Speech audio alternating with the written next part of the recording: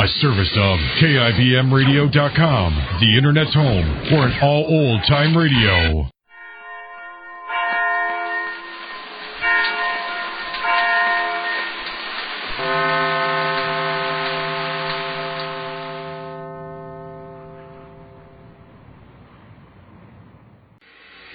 A service of KIBMradio.com, the Internet's home for an all-old-time radio.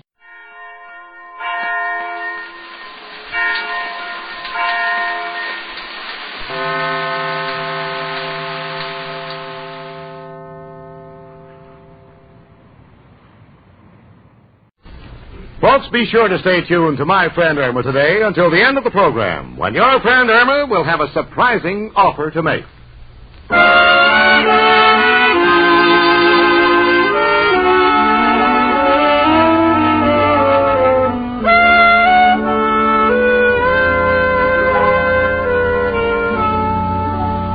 Yep, there she stands.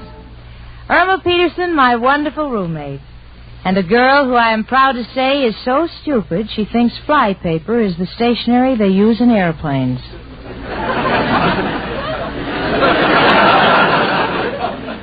That's nothing. Yesterday she took a package of ends and tied them all together.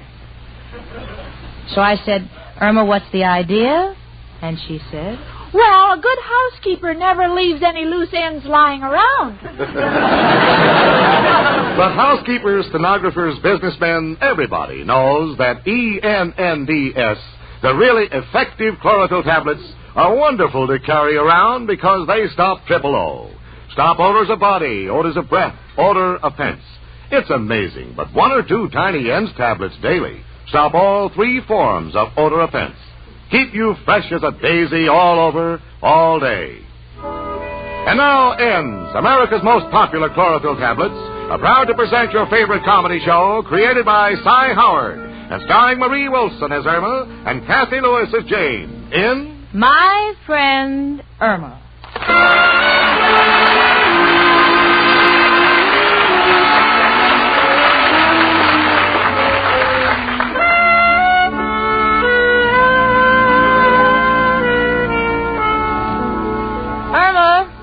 When you finish that magazine, can I have it? All right, Jane, I'm just reading the news. Oh, how do you like this? What? It says, President Truman to clean house. I guess the maid must have quit. Well, maybe she's sore because she's the only one in Washington who didn't get a mink coat. Yeah. Oh, and listen to this. Winston Churchill has sold his memoirs to Life magazine for $250,000. What about it? I wonder what I could get for mine. Oh, I don't know, 10, 20 years. No, Jane, seriously, I've been keeping a diary, and I think it's so good it can be published. Oh, you're kidding. No, it's all about my life from the time I left the farm in Minnesota till the time I came to New York. I got a great title for you. Was this trip necessary? Thank you, but I can figure out my own title. Now, let's see. Churchill had some very tough jobs to handle. That's why he's called his life Trial by Fire. Well, I've seen the way you handle jobs, Cookie. Why don't you call yourself fired after every trial? Look, Irma, don't go off on another kick, will you? But Churchill got all that money. Honey, Churchill is a leader, a diplomat, a military man. Why, just his record with the Navy. Believe me, Jane, he hasn't fought off any more sailors than I have. Why don't you read my memoirs before you pass judgment?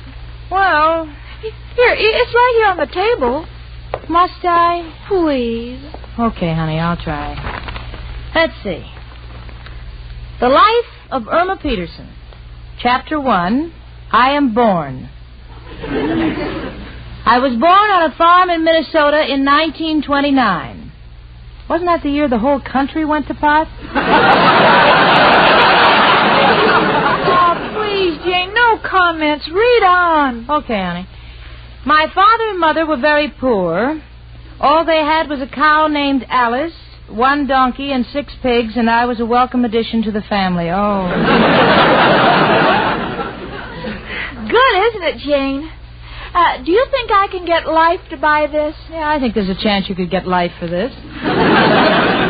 Oh, I know what you mean, Jane. Don't think it's very nice of you to discourage me. Will you get one thing in your head, Irma? Everybody writes memoirs, but Churchill's was bought because it was dramatic. It was full of action, and he faced one crisis after another. My life has been full of crises. Look at this right here on page 8. I was going to school, and they sent for my father. It was a little red schoolhouse.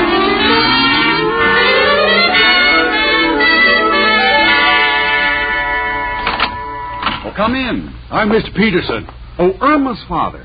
I'm glad you came. Mr. Peterson, something must be done about this girl.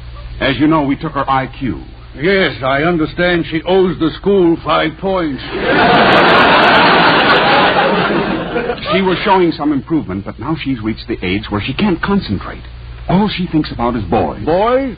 That's the only thing on her mind. Men. I'll show you. Irma, will you please turn around? Oh, hello, Daddy. What is it, teacher? What is the largest river in the United States? Mississippi. And what's the capital of the United States? Boys Town. You see, we have arrived at a crisis in this girl's life. Either she gets better marks, or I suggest you marry her off. Which shall it be, daughter? Oh, Daddy, of course I want to stay in school. All girls go through this stage. But I'm fighting it off. I'm not going to think of men or boys anymore. I'm through with them.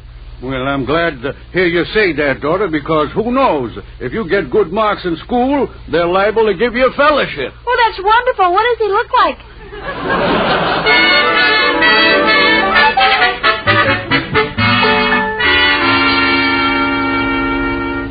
At the age of 16, I left for New York. By mistake, I got on a cattle train. It was a terrible trip. The food was dreadful. April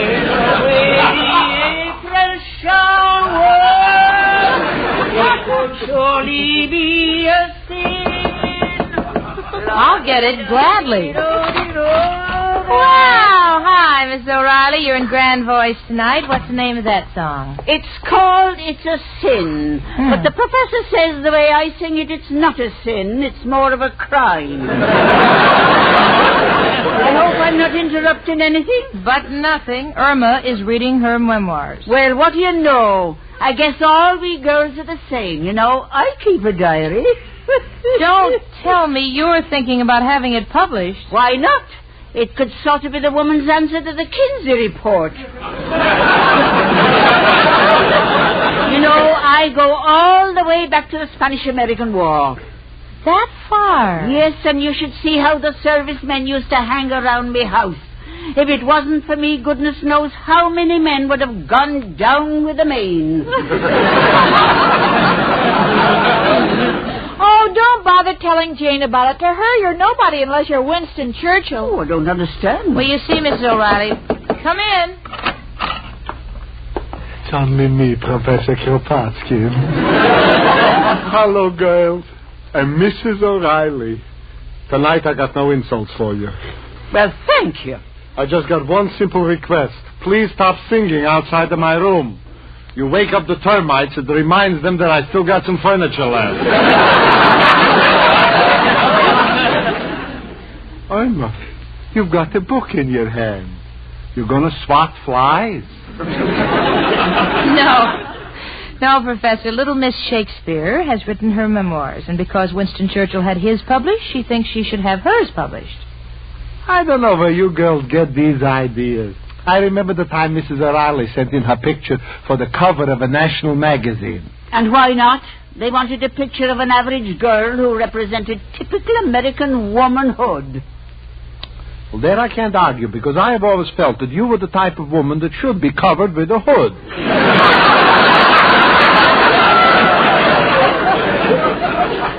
Believe me, if they ever put your picture on the cover of Look, they would change the name of the magazine to Save Your Eyes.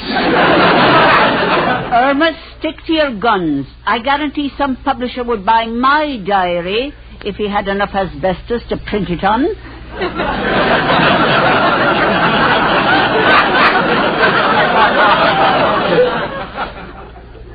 Mrs. O'Reilly, you keep a diary? Well, I think of it more as a score sheet.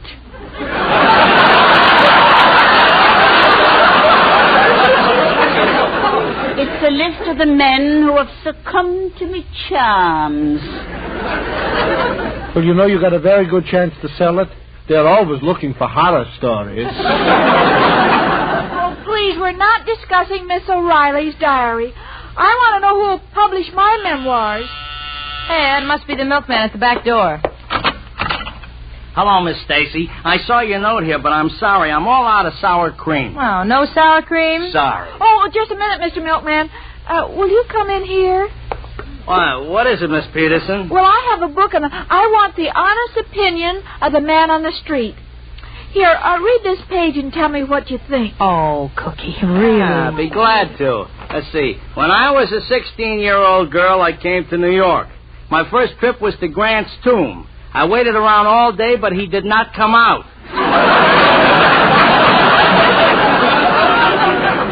I was very disappointed, as Cary Grant is my favorite actor. Well, how do you like it? Well, Miss Stacy, as I was saying, we have no sour cream. But if you just hold this book over the sweet cream I left, I'm sure you'll get the same results. Goodbye.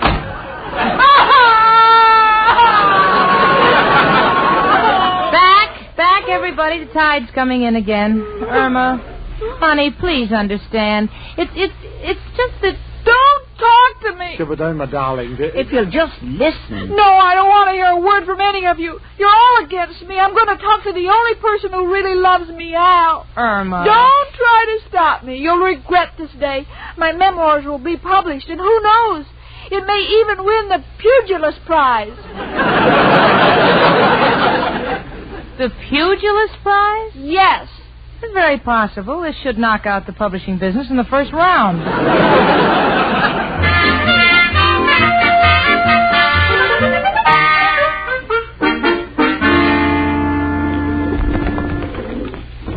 Shoo! Get out of here. Oh, Al. Chicken! I've been looking all over for you, Al. You've given up your old park bench. Yeah, I had an argument with Bernard Baruch. What's that you got under your arm, Chicken? Sandwiches? No, that's a book. It's my life story, my memoirs. Have you got me in your book? Yes. I want to get it published. Al, do you know a publisher? Oh, sure. Know a good one. My friend Benny. He prints them tip sheets for the racetracks. Oh, but Al, do you think he's the man to print my life story? Don't worry, Chicken. He'll put a picture of you on the cover so people will know it ain't about a horse. Oh. Sure. Here's his address. Oh, gee, I'll call him up. Gee, Al, I don't know how much to ask for my story. Oh, be tough, Chicken. Tell him you want $5,000 if the book is a winner, and 3 and 2 for place and show.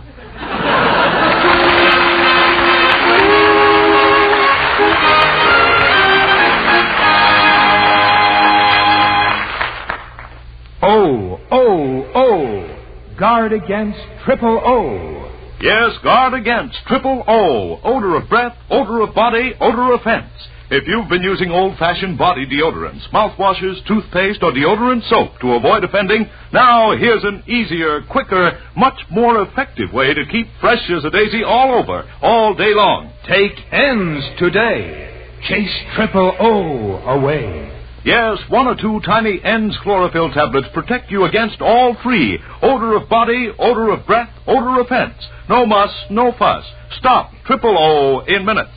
Prove it with the famous Ends test. Rub an onion slice on your hand. Now take an Ends chlorophyll tablet. Moisten and rub it on the same spot. The odor's gone. That's how Ends work, where odors begin inside your body to stop triple O. And remember, Ends contain 100 milligrams, a fully effective dose of Daritol chlorophyll. Don't expect such lasting protection from cheap chewing gum and candy substitutes which contain so little chlorophyll. Take Ends today. Chase triple O away. Insist on Ends, called Ends because they end your worries about triple O. That's ENNDS, ENDS chlorophyll tablets. Safe as any garden vegetable. Effective, pleasant tasting. Trial size ends only 49 cents at drug counters everywhere. Larger sizes even more economical. And remember, stay tuned to my friend Irma today to hear a surprise offer for you from your friend Irma.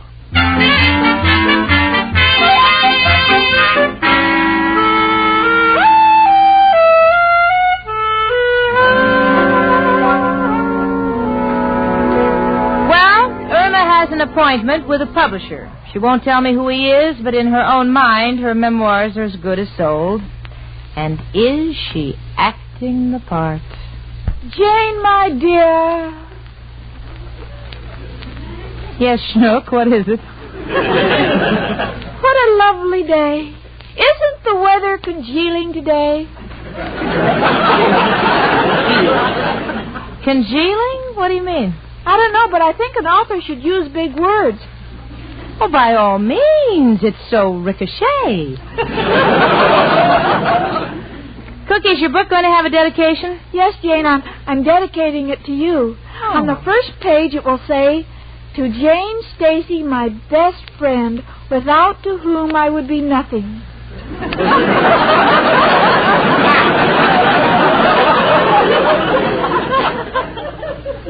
Without to whom? That's right. You must never split in an infirmary.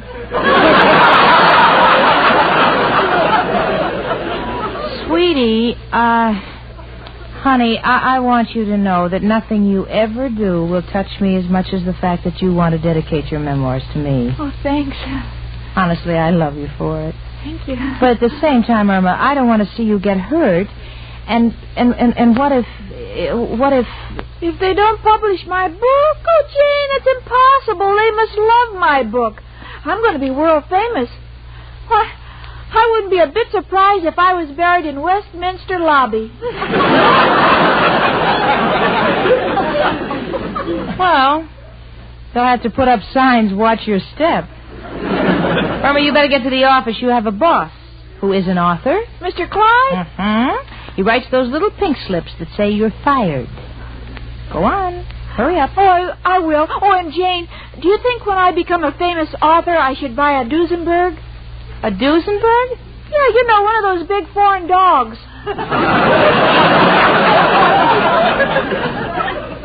Goodbye, Miss Hemingway.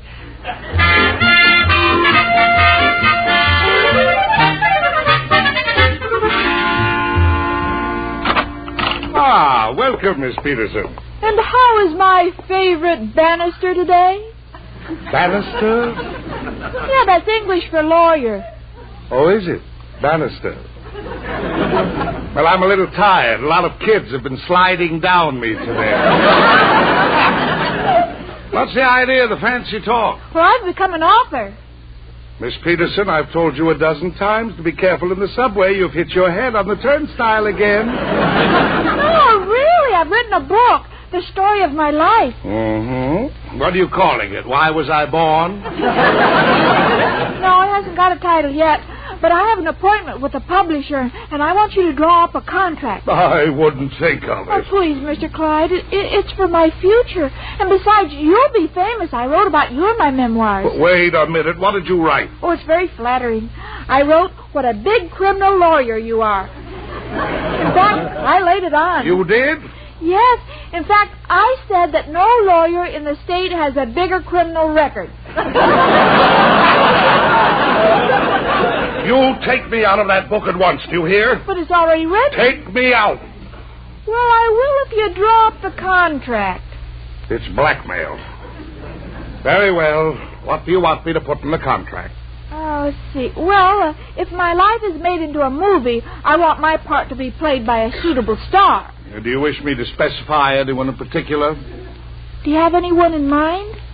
Yes, Francis, the talking mule. Oh, Mr. Clyde, now this is very serious. Do you realize how much money Winston Churchill made on his memoirs? Miss Peterson, there's a slight difference. Churchill was valiant. He never stooped before a conqueror. What about me? It's the reverse. No one ever conquered your stupidity. Just in case some publisher is sore enough at the world to print this monstrosity of yours, make sure you get a royalty. A royalty, nothing doing. I'm not going to give up my citizenship for anyone. Oh, no.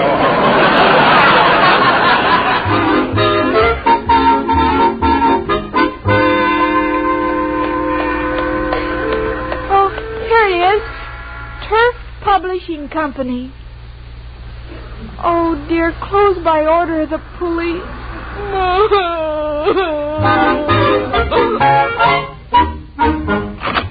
Yes, miss? I was in the neighborhood. I'm looking for a publisher, and I saw the sign on the door. I see. I'm Mr. Brooks. Is that the manuscript under your arm? Yes, it's my memoirs. Oh? Have you used the current technique, introspective? No, I've kept it clean. It's the story of my life. May I see it? Yes, I changed the beginning. To Jane Stacy, without to whom I would be nothing. I live in New York City with Jane and the professor and Mrs. O'Reilly. People I think the world. Think the world? Well, I left out of because you can't end a sentence with a pronoun. So I took all the words I had to leave out and put them on 3 separate pages in back of the book.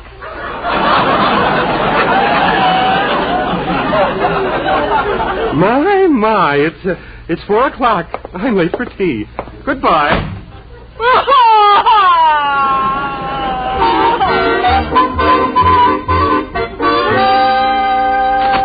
Yes, dear? My name is Ernest Hemingway. I beg your pardon? Well, I've just taken that for my pen name. Irma Peterson doesn't seem to get me very far. What can we do for you? Well, it says on the door, Professor Nicholas Authors Institute. I've written a book. May I see it? Here. I live in New York City, and people I think the world. Could you leave this here, miss? We usually don't publish books, but I'm sure Professor Nichols would be interested in seeing this. Oh, thank you. And I want to call the book Halfway to Heaven. Halfway to Heaven? What an unusual title. Where'd you get it? From my boss. He always says I'm dead from the neck up.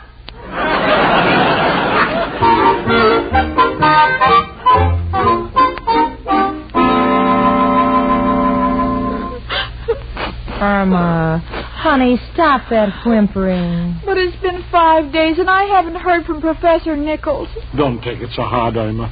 So what if you're not a writer? What's so good about being a writer? Most of them are starving. They live in a cold, dark garret with no furniture, no plumbing, no...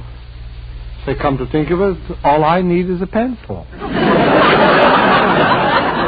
Irma, darling, laugh it off. Personally, I don't see why you want the whole world to know about your life. I like to keep the men guessing about me age and my beauty secrets. You know, sort of a human quiz program.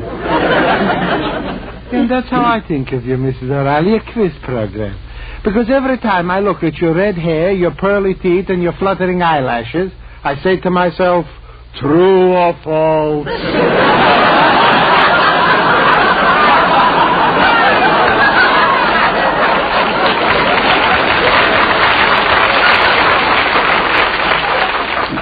Look who's talking, you skinny old needle nose.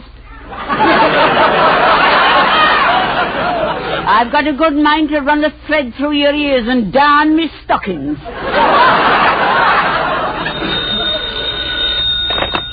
Hello? Yes, this is Irma Peterson. Oh, Professor Nichols? You read my book? You're sending me a check for $100. Oh, see the ad in today's paper. Oh, thank you, Mr. Nichols. Goodbye. Jane, did you hear? Oh, Irma. Congratulations, Irma. Glory be. Oh, isn't it wonderful? And all you people thought I had no talent. Oh, honey, I can't wait till the paper boy gets here so we can see the ad. Oh, I can't get over it. I'm a famous author. Now, let me see. How do authors spend their money? First, I'll buy a mansion in France. You know, a chapeau. Yeah, and you could buy one of those stunning Parisian gowns. You know, a crepe Suzette. Oh, maybe that's a paper boy. Come in. Hey, Jane. Oh, Al, wait till you hear the news. Yeah, what? Professor Nichols is sending me $100 for my life story. Well, ain't that great? Always thought well of this author racket. Friend of mine does terrific, like numbers. Is that today's paper, Al? Uh-huh. Well, let me see it. Yeah, and I said page 12. Wait a minute. Look. Oh, here it is. Professor Nichols, Authors Institute. Oh, look, everybody. Look, they quote the beginning of my book. Oh. I live in New York City with Jane and the professor and Mrs. O'Reilly. People I think the world. Irma, read the big printing underneath.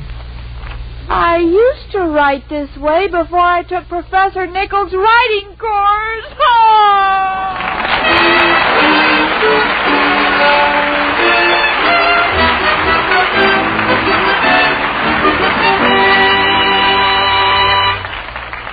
Irma and Jane will be back in a moment, and you'll hear that surprise offer we've been talking about. But first...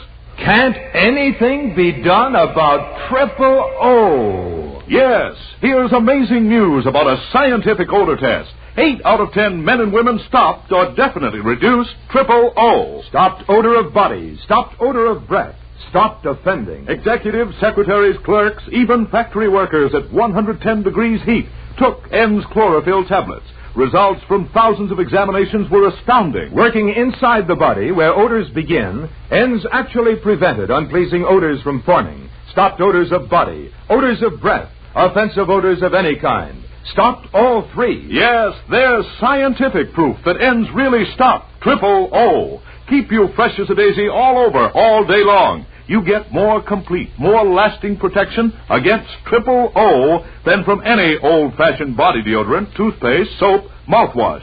And N's are so easy to use. Safe as any green vegetable, pleasant tasting. N's contain 100 milligrams, a fully effective dose of Daritol chlorophyll. So beware of cheap chewing gum or candy substitutes that contain so little chlorophyll or that fail to state their chlorophyll content on the label. Insist on N's chlorophyll tablets. That's N's, E-N-N-D-S.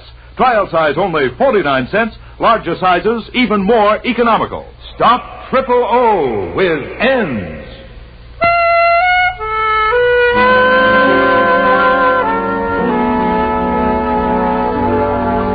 To those gentlemen who award the Nobel Prize, will you please scratch out Irma Peterson's name? She ain't running. In fact, she's given up all thought of publishing her memoirs at present. What made you decide that, Irma? Well, I don't think I've had enough experience yet. Oh, I see. Lincoln and Henry Ford and Roosevelt all had their biographies published after they were dead. Maybe I'll write better by then. Folks, isn't she brilliant? Well, how would you like to have your friend Irma work for you for one day in your office? Yes, this is a serious offer. For the highest amount bid, Irma Peterson will come to your hometown, be it north, south, east, or west, and work for you for a full day. And the full amount which you paid for her services will go directly to the March of Dimes Fund for the fight against the dread disease, infantile paralysis. That's right. My friend Irma, in person, will be secretary to the man or woman in the United States who sends in the highest bid for her services. So don't hesitate. Write or wire in to my friend Irma, CBS Hollywood. And who knows, you may have the pleasure of being able to tell your grandchildren, I had my friend Irma as my secretary. And you'll have the greater pleasure of being able to tell them that the money you paid went to the March of Dimes. Irma, I just think it's wonderful of you to make this offer. But what if you have to go far, far away? Say even to Illinois. I'll go. All I've got to do is learn the language the people in Illinois speak. You know, folks, I want to join in asking you to make the highest bids possible, because when you do, you'll be making an awful lot of people happy, not to mention me and my friend Irma.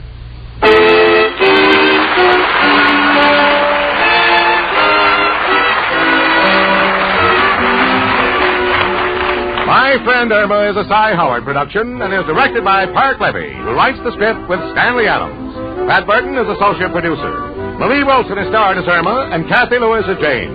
The part of Al was played by John Brown. Hans Conried was heard as Professor Kropotkin, Gloria Gordon as Mrs. O'Reilly, and Alan Reed as Mr. Clyde. Music was under the direction of Lud Gluskin. You can't have a sparkling personality if you don't have sparkling eyes. And you can't have sparkling eyes if they're tired, dull, red from lack of sleep, driving, wind, or glare. So get Eye-Gene. 1 or 2 drops in each eye float away that tired eye feeling. Leave eyes refreshed. Then your whole face lights up. Eye-Gene is like a prescription. Contains Lexitol, a tonic for your eyes. Safe, gentle. Eye-Gene, EYEGENE at drug counters everywhere. Trial size only 25 cents. Larger sizes even more economical. Be with us next Sunday at this time when N's, America's most popular chlorophyll tablets, again bring you My Friend Irma. Carl Caruso speaking.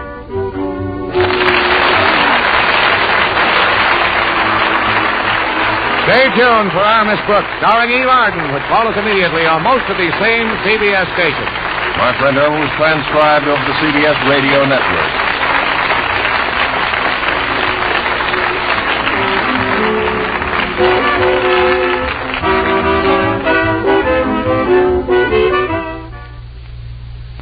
By transcription.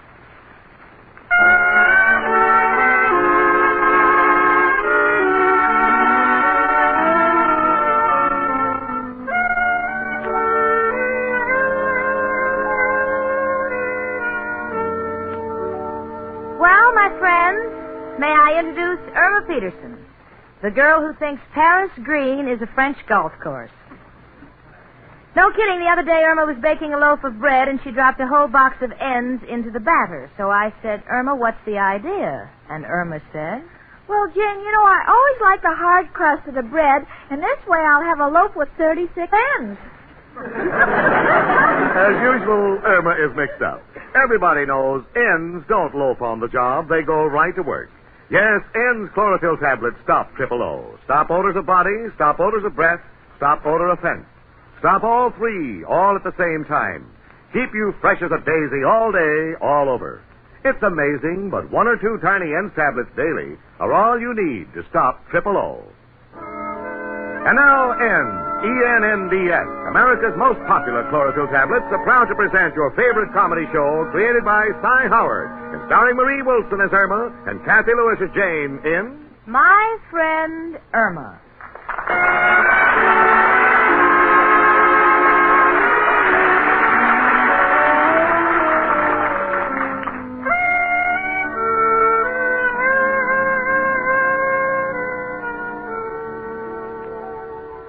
What's that you're writing? It's a speech I'm going to make to my Cub Scouts. Now, don't talk to me, Jane, because I'm trying to concentrate.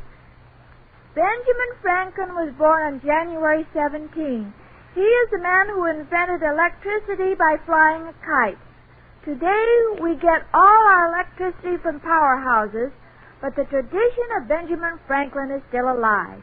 Because if you write to the electric company and tell them you haven't got money to pay the bill, they will tell you to go fly a kite.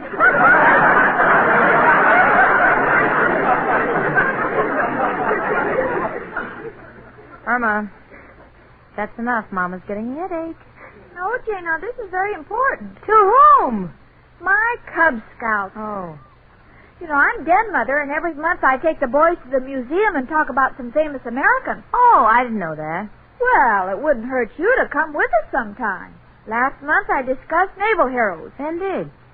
Admiral Peary, Admiral Dewey, and the naval hero of the American Revolution, John Charles Thomas. You couldn't possibly mean John Paul Jones. Jen, you're confusing me. He's a singer. Oh. Now, this Thursday is Benjamin Franklin's anniversary, and... Gee, I wonder who that could be. I don't know. The way you've got things, it could be Paul Revere. Come in. Oh, girls, I'm so excited. He's coming. I mean, he's here. Oh, it's so wonderful. I'm standing here babbling like an idiot. So what? I've been told the same thing many times. Out of the blue, after all this waiting. Come on. What in the world is it? Oh, well, let me get back to the beginning. As you know, I come from a tribe of gypsies. And as we were crossing Romania... Romania? Oh, yes, that's right next to Massachusetts. No, it's in Europe. Massachusetts? Irma, there's a virus going around. Close your mouth.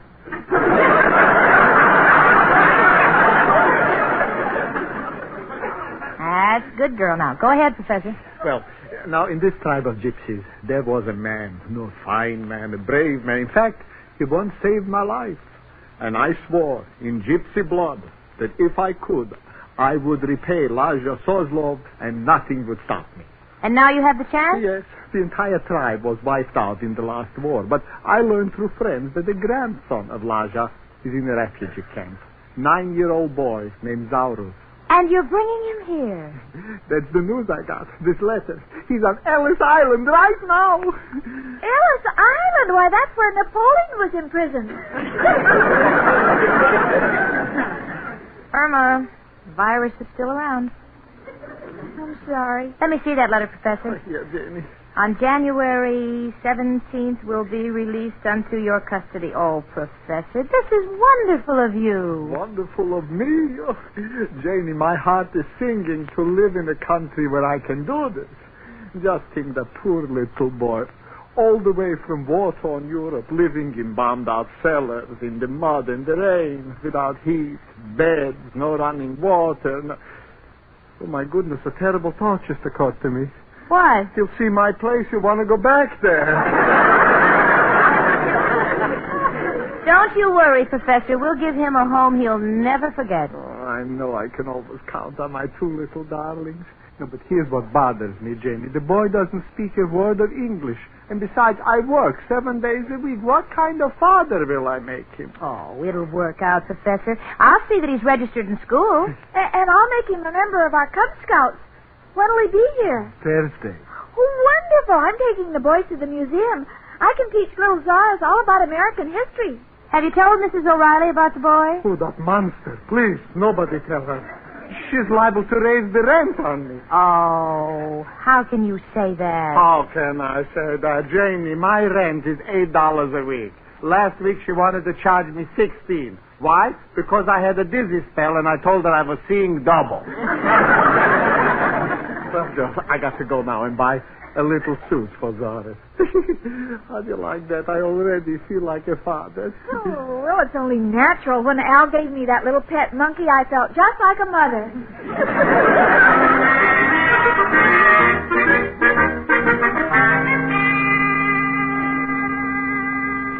Now, Cub Scouts, today we're going to the museum. Have you given all the boys their instructions? Yes, Madam Good Mother. I'll get it. Well, here he is, girl. Oh, he's so cute. Zaraz, Pezzy Fiddish, Jen Stacy. Chubby. She said she's very glad to know you. Ah. And Zaraz, Pezzy Fiddish, Irma Peterson. Unja has pizza chupunya. Well, what did he say? He said if the Tower of Pisa had legs like yours, it wouldn't lean so much.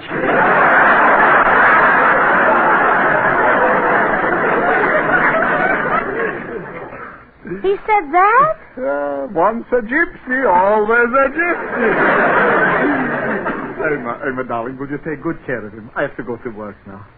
Zaurus, deja visi kalnachi in Tel Aviv. What did you tell him? Oh, I told him, when he's hungry, to open his mouth. When he wants to be excused, raise his hand. Oh, I'll remember that. And I'll get it straight. When he raises his hand, don't show him to the kitchen.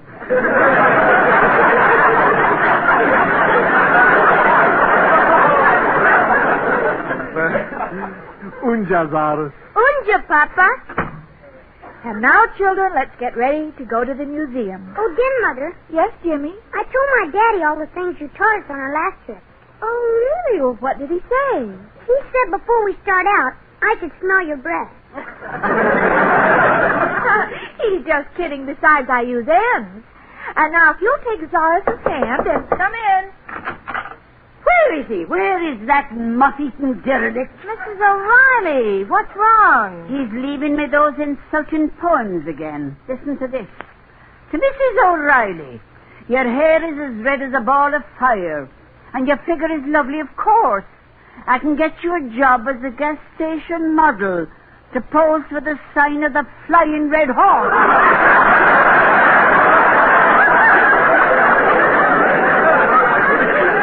You know, the first excuse I get, I'm going to throw that bum out of here. Oh, who's this little fella? Oh, he's the professor. Irma, Mrs. O'Reilly, he's just one of the Cub Scouts. Oh, indeed. Hello, little boy. What's your name? He doesn't speak English. Why not? He's an Indian Scout. Oh. Well, I'm going to find that professor and tell him off if it's the last thing I do. See you later, girls. Oh, now this is just great. Irma, you better get these kids down to the museum. I'm going to go over to the tea room and warn the professor. If she finds out about the boy, she'll throw them both out. All right. Come on, Cub. Oh, dear. What's the matter? Doris is pointing to his mouth. I guess he wants to be excused.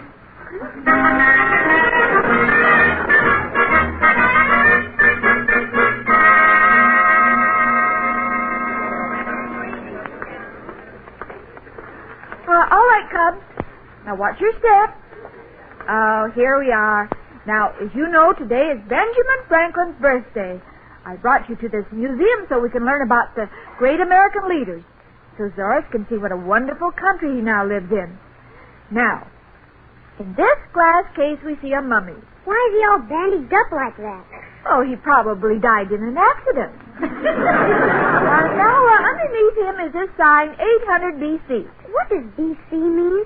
Well, I'm not sure whether that stands for bushels or quarts. Papa. Oh, he wants to go home. That's the only word he knows. He misses the professor. Now, let's see, how do we get out of here? Oh, there's a sign. To the INCINERATOR.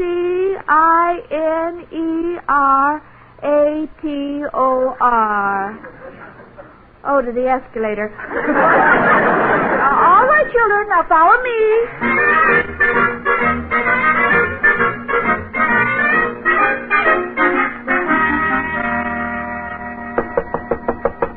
You don't have to knock on my door.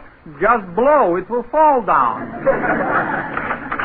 Kropotkin? Oh, the mailman. There's a special delivery for you. Oh, thank you. What could this be? Professor Kropotkin, this will inform you. Oh, no, my goodness. Oh, where is she? Professor, I looked for you at the tea room. I couldn't find you. Oh, Janie, this is terrible. Look. What is it? No, it's from the immigration authorities. They are coming in 1 hour to check to see what kind of home life Zorros has. Well, so what? Well, you know they never let you keep a child unless you can show that he's been given a normal, good home. And I'm afraid they'll take Zorros away from me. Oh, don't let them do it, Janie. Don't let them do it. Professor, why would they do that? Well, I was so eager to get Zorros. I told the immigration people... Well, I told them something that wasn't the truth. Well, after all, what's a pretty little white lie? Well, this one isn't pretty and it isn't little. It's big and horrible. What do you mean? I just remembered. I told them I was married to Mrs. O'Reilly.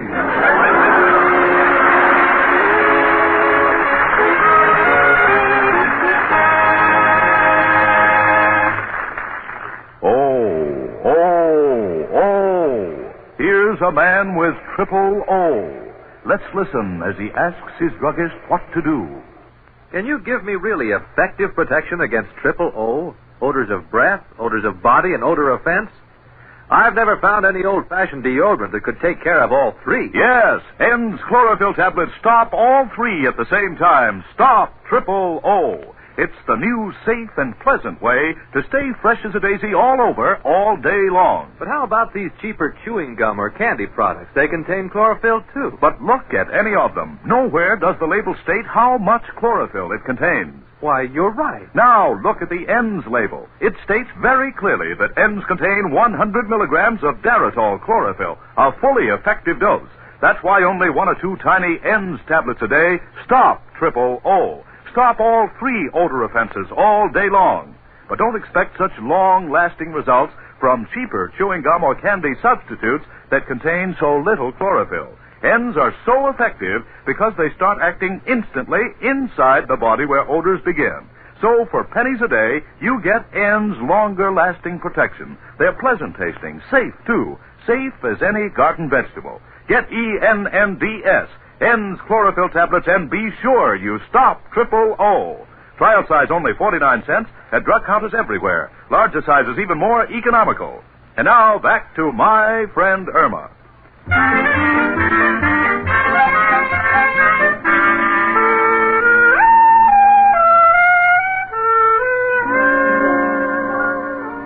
Professor, don't sit there like that with your head in your hands. After all, you're not going to the electric chair.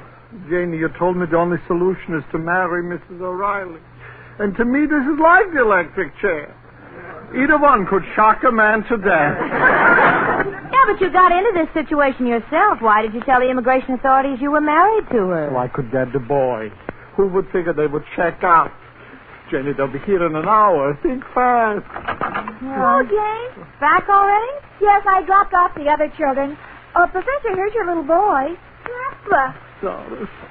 Professor, why are you crying? The professor's in trouble. He told the immigration authorities he was married to Mrs. O'Reilly, and they're coming in an hour to check. Well, Professor, there's still time for you to marry her. Everyone with the same terrible advice. I'm like a horse that is sick, and every veterinarian that comes in says, shoot him. But Mrs. O'Reilly likes you, and there are many ways to win a woman's heart. I don't want to win her heart, because then I'll have to take the rest of her, and this is too much for any man. It wouldn't be fair that I should ask to marry me because of an emergency. This is like inviting a plumber to dinner because the stove is broke. Well, that's your final decision? Yes. I will not marry Mrs. O'Reilly out of convenience. And if they take that boy away, I will follow him wherever they send him. This is my solemn pledge. Well, Jane, what do you think's going to happen? Oh, honey, I don't know. The authorities may send the boy back to Romania, and I guess the professor will follow him. Oh, I've got enough without you. But the professor's too old to go to Romania. I saw Quo Vadis. All those Romans walk around in sheets. He'll catch pneumonia. Wish I could catch something. Maybe a fast train. Come in. Hi, you chicken. Oh, well. Oh, my. Hi. Chicken, what's wrong? Haven't seen you look so sad since you found out what I paid for your Christmas present. Al, I'll give it to you quickly. In order to get custody of a child, the professor told the authorities he was married to Mrs. O'Reilly, and they're coming here to check. Oh, well, that's very simple. All we do is get somebody to pose as Mrs. O'Reilly. Now, Mushy here is great when he gets dressed as a dame. Yeah, sure, he fools everybody. You should have seen him at the Teamsters Masquerade. Yeah, I got 4 proposals from fellas. Mushy, do you think you could dream up something that would look like Mrs. O'Reilly's hair? Well, I could put a tomato on my head and pump it up until it explodes. Sounds great. Girls, got to admit we come up with things fast. We're right on the ball. Oh, I'll say you're right on the ball. It's only a matter of time till they put a chain on it so it doesn't get too far from your leg. Now, just a minute, you. You can't say them things to my best friend. You talking to me? Yeah. You got one of the biggest mouths I ever heard. That's the reason I have never asked you for no date. Oh, so that's the reason. Yeah. I must remember to have it stretched. Oh, don't get high-hat with me. You're no better than none of the others. Underneath the door, you dames, you're all alike. Yeah, take off your skin and nobody would go out with you. Wait a minute, children. Maybe a lawyer can help the professor. I want to see my boss, Mr. Clyde. Irma, if you insist on meddling, may I suggest you employ discretion, tact, and acuteness? No, I hate these law firms with big names. I'm going to use Mr. Clyde.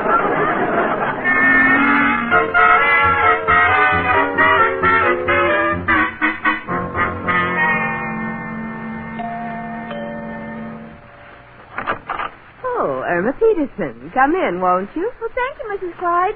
May I see Mr. Clyde? Well, he's indisposed, but he can see you. Just don't tell him anything depressing. You know how he is. The moment he gets a headache, he thinks he's passing away. Oh, men are such babies. Where is he? Through that door down the hall. Thank you. My, these carpets are wonderful to walk on. Well, they have high piles. Oh, I understand. We sweep under ours, too.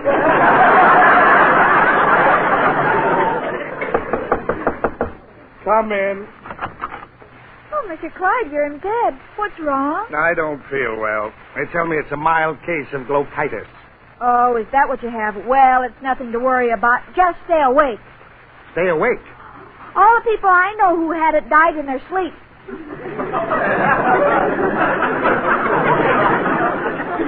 Miss Peterson, aside from being a cheerleader, what else brings you here? Mr. Clyde, do you have any influence with the immigration office? Yes, but it can't help me. You're an American. I can't have you deported. No, it's not about me. You see, the professor adopted a little boy, and he said he was married to Mrs. O'Reilly. Well, he perjured himself. There's nothing I can do about it. But aren't you even going to try? Well, there's nothing to be done. Now, will you please go? All right, if that's your last word, goodbye. If you don't mind, Miss Peterson, would you put down my hot water bottle? Oh, I'm sorry. I thought I came in with a red bag.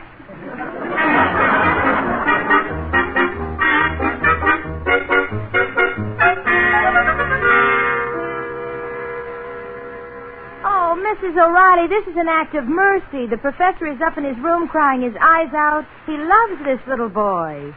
Oh, you can't let him down. But Janie had no business saying I was married. It hurts a girl. It's like a store putting up a sign, going out of business. Well, can't you just pretend? No. If the man had ever said a decent thing about me, it might be different. But, you know, you just can't love a man who keeps comparing your figure with 500 pounds of knuckworth. Well, you know he's kidding. Look, the immigration inspector will be here in a few minutes. Just do it this one time. Well, I doubt it, Janie. Hello, Jane. I've had no luck with Mr. Clyde. How about here? Feeling zero. You can say that again. The professor thought he could twist me around his little finger. Oh, that's not true. He often told me he couldn't lift you with a 10-ton truck. All right, Mrs. O'Reilly, if that's your decision. Right now it is. Well, I'm going down to freshen up. I've got to get a new kind of glue for the eyelashes. Every time I wink at a fella, I can't see him for the rest of the night. What are we going to do, Jane? I don't know, sweetie. I think it's too late to do anything now. I'll see who it is. Hello, girls. Come in, Zarvis. Oh, Professor, your eyes are red. Girls, I know there is no hope, but can I please say that this is my room when the inspector comes? Of course you can, Professor. You should have seen Zarvis when he first saw my room. What did he say? I'll get him to repeat. Zarvis, stati porge di room. Bocho-locho. Bocho-locho? Yeah, this means, what a horrible mess. Oh. We gypsies say bocho-locho when we pass a dump or an overturned trash can. Girls, I left my bag in here. Oh, it's you, Professor, and this Indian scout. All right, I was trying to fool you. But I want you to meet Zoris before they take him away from me. Zoris, kiss you, lady. Ask him what he thinks of me. All right. Zoris, stati poja, Mrs. O'Reilly. Bocho-locho.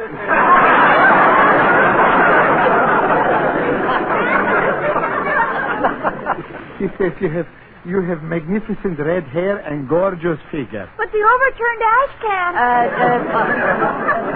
Irma, there's a drip in the sink. Will you join us? So the little fellow likes me red hair and me lovely figure. Well, isn't that nice? Oh, gosh. Oh, that must be him. Don't fight what must be. Let him in. I'm from the immigration office. Oh, hello, Professor. Are you his wife? Well, I'm his wife. Welcome to our home. Today's our anniversary. Come here, hubby dear, and give me a great big kiss. Can we just shake hands? Don't be bashful. Oh, Inspector, we're making a fine home for Zoris on this our 10th anniversary.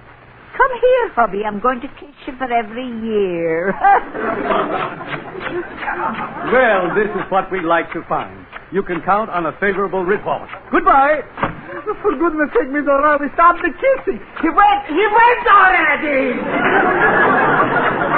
Listen, did you want me to act as your wife? Yes. Well, don't tell me how to play me part. Here's another kiss. Oh, Bojo, Wojo.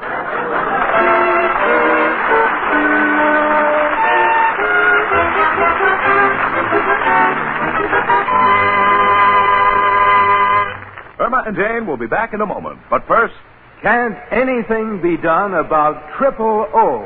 yes, here's amazing news about a scientific odor test. 8 out of 10 men and women stopped or definitely reduced triple O. Stopped odor of body. Stopped odor of breath.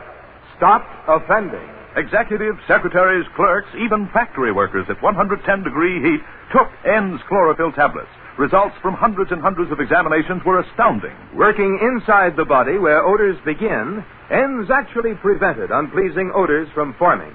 Stopped triple O. Stopped all 3 odor offenses. Yes, there's scientific proof that ENDS really stop triple O. Keep you fresh as a daisy all over, all day long. You get more complete, more lasting protection against triple O than from any old-fashioned body deodorant, toothpaste, soap, mouthwash. And ENDS are so easy to use. Safe as any green vegetable. Pleasant tasting. ENDS contain 100 milligrams of fully effective dose of Daratol chlorophyll. So beware of cheaper chewing gum or candy substitutes that contain so little chlorophyll or that fail to state their chlorophyll content on the label. Insist on ENDS chlorophyll tablets. That's ENDS, E-N-N-D-S. Trial size only 49 cents, larger sizes even more economical. Stop triple O with ENDS.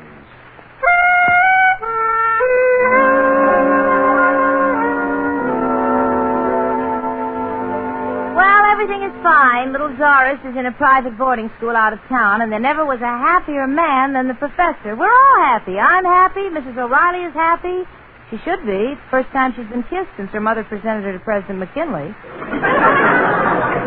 Irma is happy. Oh, you bet I am. You know why? You tell them, Fort Pearson. Friends, we wish to announce that in answer to my friend Irma's offer last week to work as secretary for a day for the highest bidder to the March of Dimes, Irma's friends have been responding in gratifying numbers. At the present time, there exists a tie for the highest bid. Mr. Harry H. Caswell of Springfield, Massachusetts, Mr. John C. Edgar of Los Angeles, California, and station WIBV of Belleville, Illinois, have each offered a bid of $1,000 for Irma's secretarial services. But folks, don't forget, my friend Irma's offer is still on. For the person who submits the highest bid to the current March of Dimes Anti-Polio Fund, your friend Irma, in the person of lovely Marie Wilson, will work as secretary for a day. That's right. My friend Irma, Marie Wilson, will fly to your hometown to work in your office as your secretary if you're the highest bidder to the March of Dimes. So send in your bid. Remember, that's only your bid. Do not send any money. But don't delay. Write or wire your bid to the March of Dimes to my friend Irma, CBS Radio, Hollywood, California, today. Perhaps you will have the opportunity to be Irma's boss for a day. And at the same time, you will be contributing to the fight against the dread disease of infantile paralysis.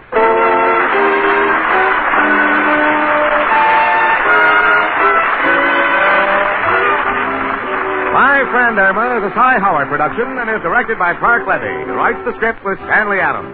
Pat Burton is associate producer. Marie Wilson is starred as Irma and Kathy Lewis as Jane. The part of Al was played by John Brown. Hans Conried was heard as Professor Kropotkin, Gloria Gordon as Mrs. O'Reilly, and Alan Reed as Mr. Clyde. Music was under the direction of Lud Suskin. Tired-looking eyes can ruin your appearance, make you look unattractive, dull. So don't take chances. When eyes are red, weary from lack of sleep, glare, driving, get Eye-Gene. 2 soothing drops in each eye float away that tired eye feeling at once. Eye-Gene is like a prescription. Contains Lexitol, acts as a tonic for the eyes. Safe, gentle, too. Get Eye-Gene, E-Y-E-G-E-N-E, tonight. Use it daily for bright, attractive eyes. Trial size only 25 cents. Larger sizes even more economical. Eye-Gene at drug counters everywhere. Be with us next Sunday at this time when N's, America's most popular chlorophyll tablets, again bring you My Friend Irma. Carl Caruso speaking. Now stay tuned for Irma's Book, starring Eve Arden, which follows immediately on most of these CBS stations. My Friend Irma was transcribed. This is the CBS Radio Network.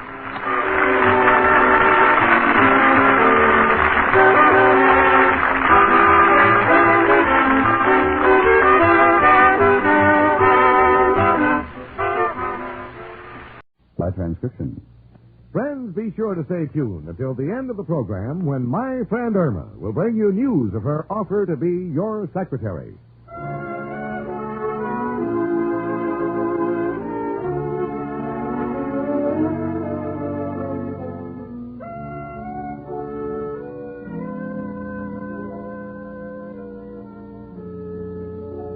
May I introduce my roommate, Irma Peterson? Would you like an idea of her mentality?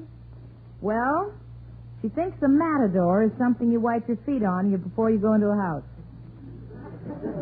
Seriously, the other night we were playing charades, acting out the names of famous plays, and soon it was Irma's turn. She grabbed a carving knife, ran it through a box of N's. So I said, Irma, what's the name of that play? And Irma said, Dead End. Well, yes, Irma knows her plays all right, but here's something you should know, that N-Stop Triple O.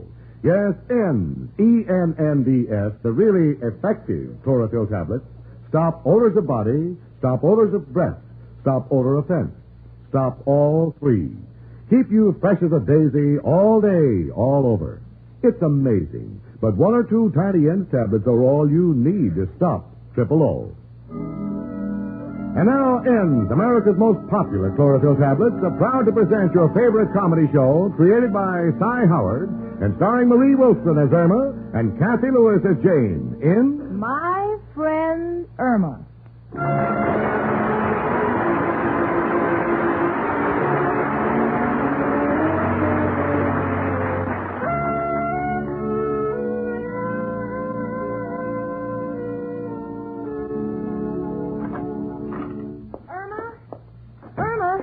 Oh, gosh, you asleep, honey? No, not yet. Oh, Jane, did you have a good time with Richard tonight? Did I have a good time, sweetie? It was just divine. Look at what he gave me. Oh, what a beautiful brooch. Jane, do you think you should accept it? Why not? It's from my boyfriend, not my congressman.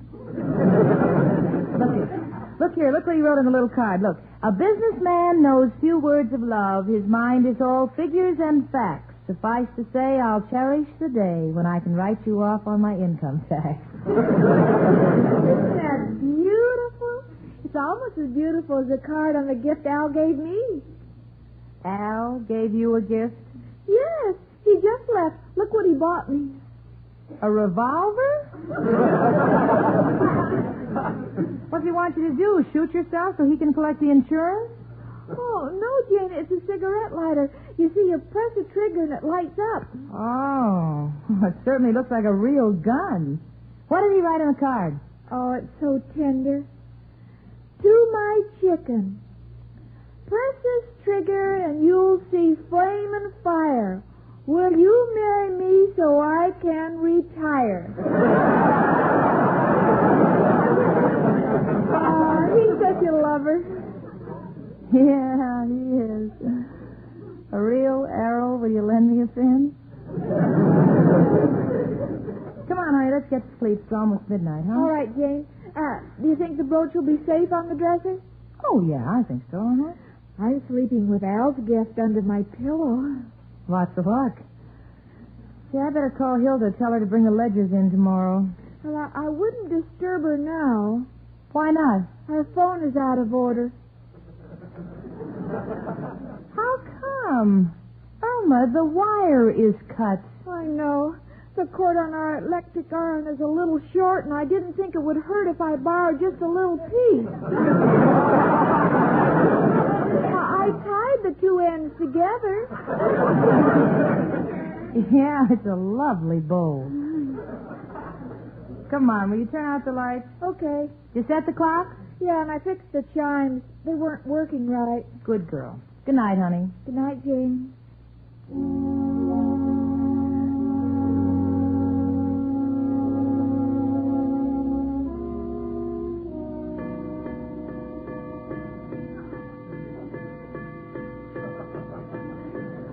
Irma, I thought you fixed the chimes. I did. Well, what do you know? It's 15 o'clock.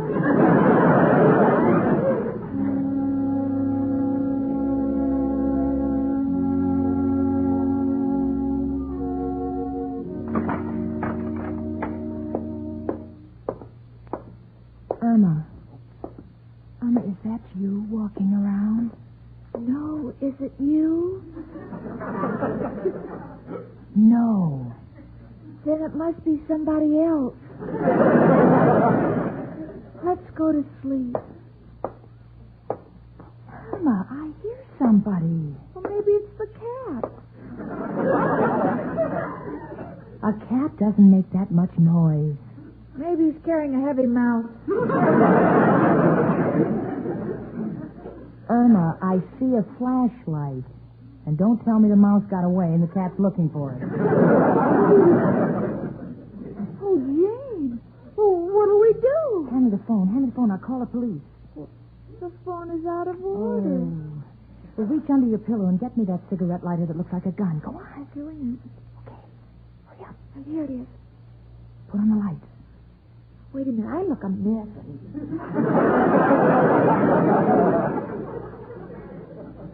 Irma, you're not going to dance with him. Put on the lights. All right, here goes. Stand where you are. Huh? If you move, I'll shoot. All right, lady. Don't shoot. Irma, come over here. You keep him covered with this gun, and I'll run down to Mrs. O'Reilly's. I'll call the police. All right. You may sit down, sir, but don't move. Thanks, lady. My name's Irma Peterson. What's yours? Harry? God, you ought to be ashamed of yourself, Harry. Are you married? Yeah. Does your wife know you do this for a living? Well, she should. She's waiting for me downstairs in the car. Well, what about your poor mother? She's driving. My wife ain't got no license. Lady, please don't let your girlfriend turn me over to the police. Don't you move her. I'll shoot you with this gun. I will move. But please, I'll give you back this stuff. Just don't let the cops get me. But think of my kids. Oh, you have children? Yeah, 3. 2 is married and 1 went straight.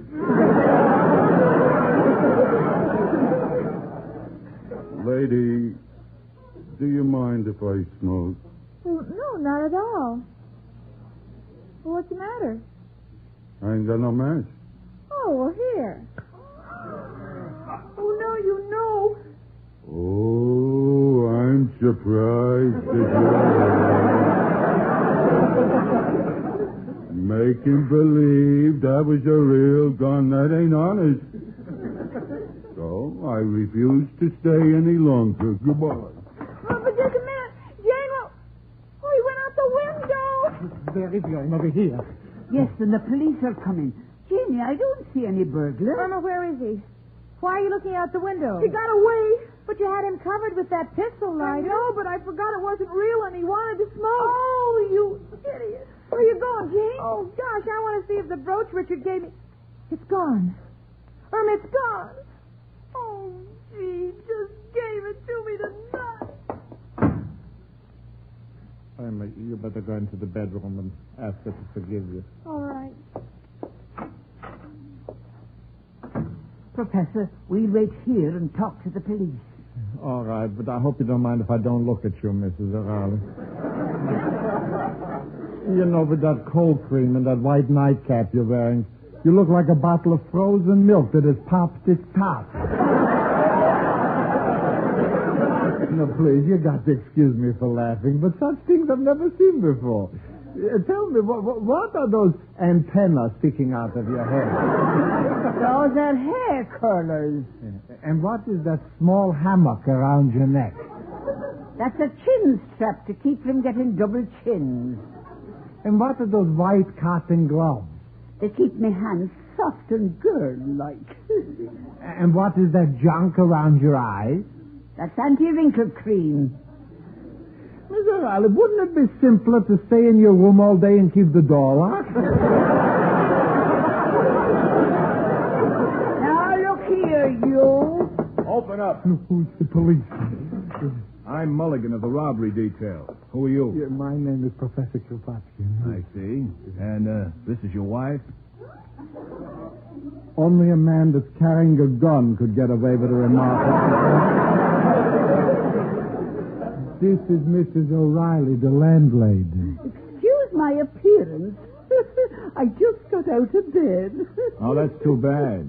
Auto accident?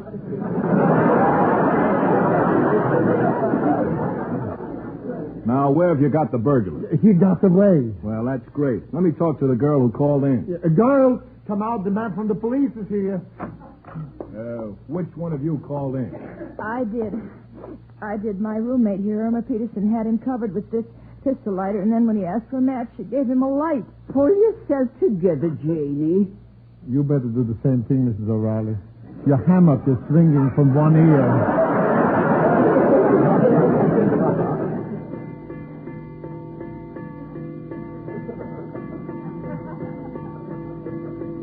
What's that? I don't know whether it's 22 o'clock or Friday. Oh, officer, do you think there's any chance of recovering that brooch? I can't tell you what it means to me, honest. Well, we haven't got much to go on. Did you get a look at the guy? Yes, and I think I could point him out if I saw his picture. Well, you drop in tomorrow and look at our collection. Good night.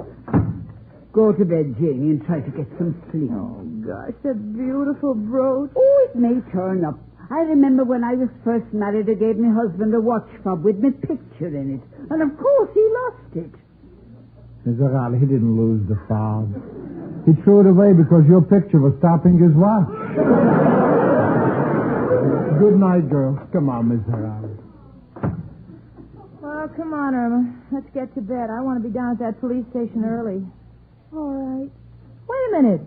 Why are you putting fluid in that lighter now? Well, in case another burglar comes in, I want to make sure the gun is loaded.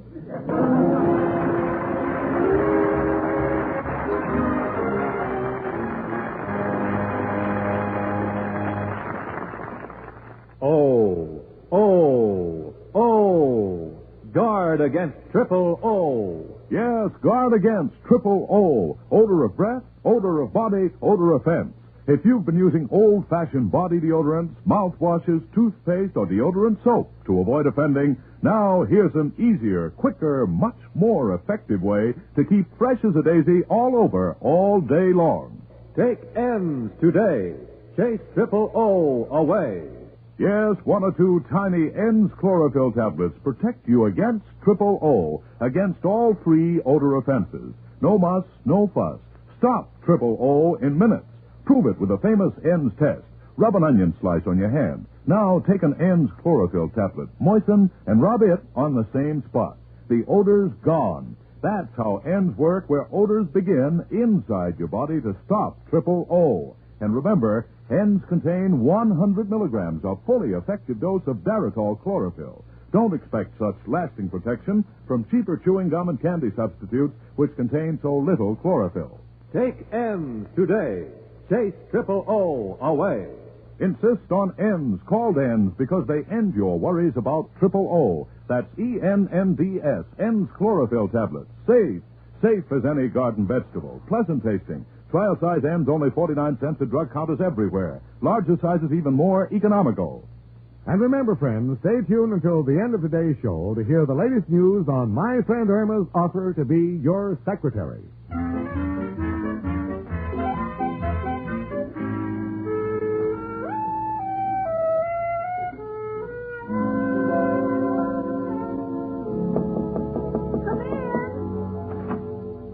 Good morning, Irma. How is my pistol-packing mama? Oh, Professor, I'm just going crazy waiting for Janie to come back from the police station. Will you help me open this window? Sure. There, it's open. Gosh, I want to go outside and see if the burglar left any footprints on their fire escape. I made rain last night. I know, but if he was wearing rubbers, his footprints would still be dry. I'll be right back. Boats are coming, they'll be dancing tonight. Shrimp boats. The shrimp boat's outside. I can hear the foghorn. Good morning, Professor. Mrs. O'Reilly. Oh, how different you look from when I saw you last night. That chin strap you're wearing certainly works. Got rid of me double chin, didn't it? Yeah, there's no more double chins. Now you got a triple neck.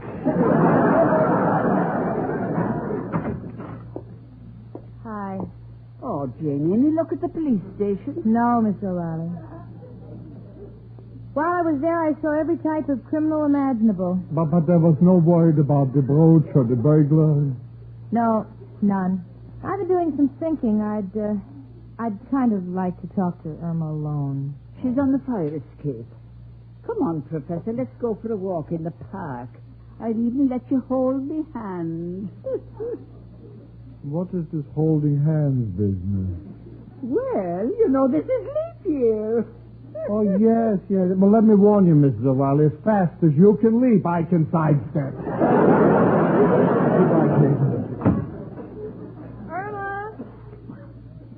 Irma, will you come in here? I'm coming, Jane. Be careful. Now, don't fall.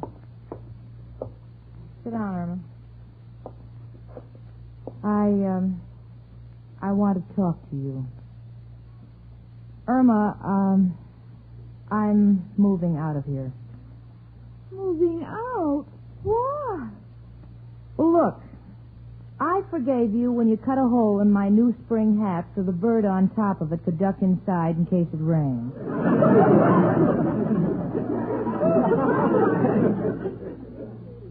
And the letter you sent to President Truman asking him to make Labor Day follow Easter Sunday? Because the chickens have to lay so many eggs on Easter, they deserve to have the next day off.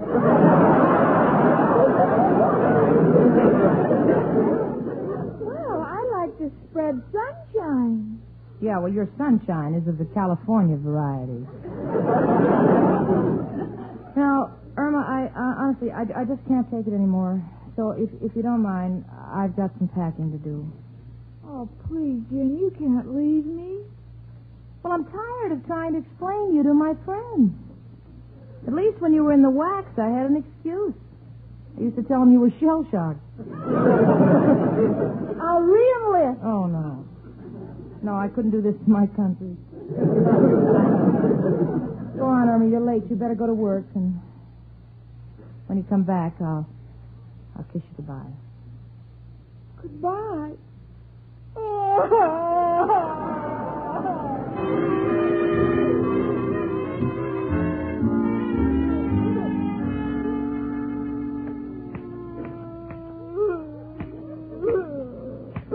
Will you stop that bawling and do your work, or do I have to come in there? I've got to cry, Mr. Clyde. I'm so upset. Now, let me tell you something, young lady. Ooh. What's the matter? Look at you. Oh, I put Kleenex in a typewriter. I must be wiping my face with carbon paper.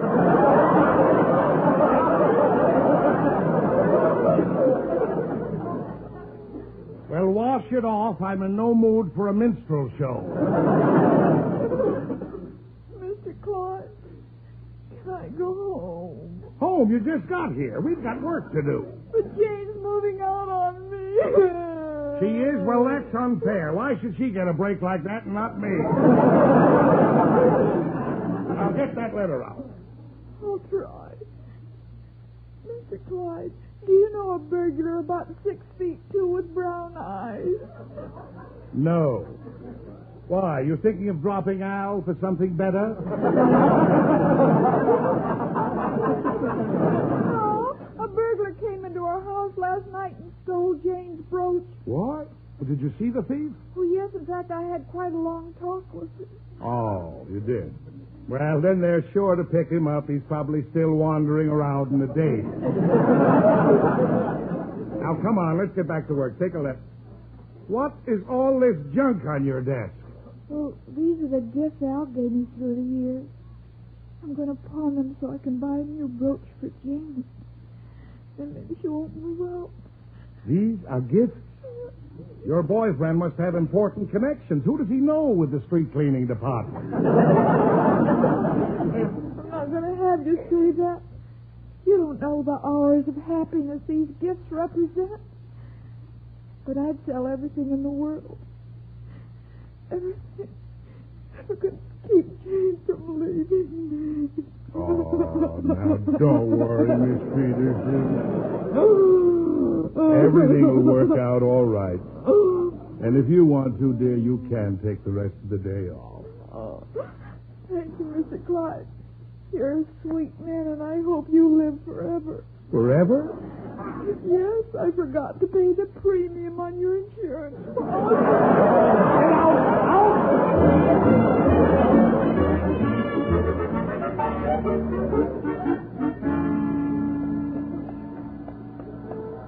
Hiya, chicken. Where you been? I just came from work. Oh. Gee, I hate to see you hock all them beautiful things I gave you. Well, I'm worried. Are you sure they're all solid gold like you said? Well, sure, chicken. Look what's printed on the back of them. GOLDPLATED.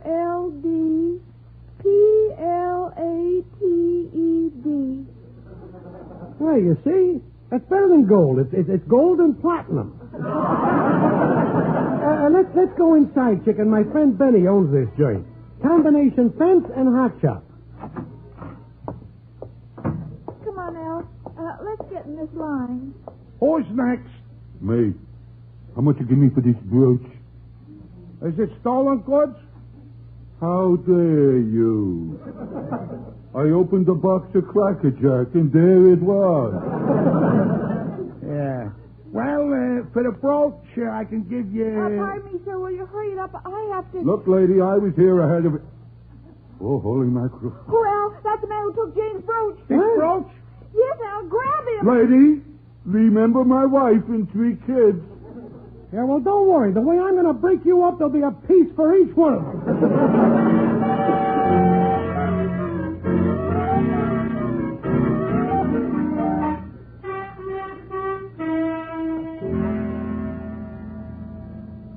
Oh, Janie, I'm so glad you changed your mind about moving out on Irma. After all, you two girls are like a breath of spring to me. Warmth, brightness, and sunshine.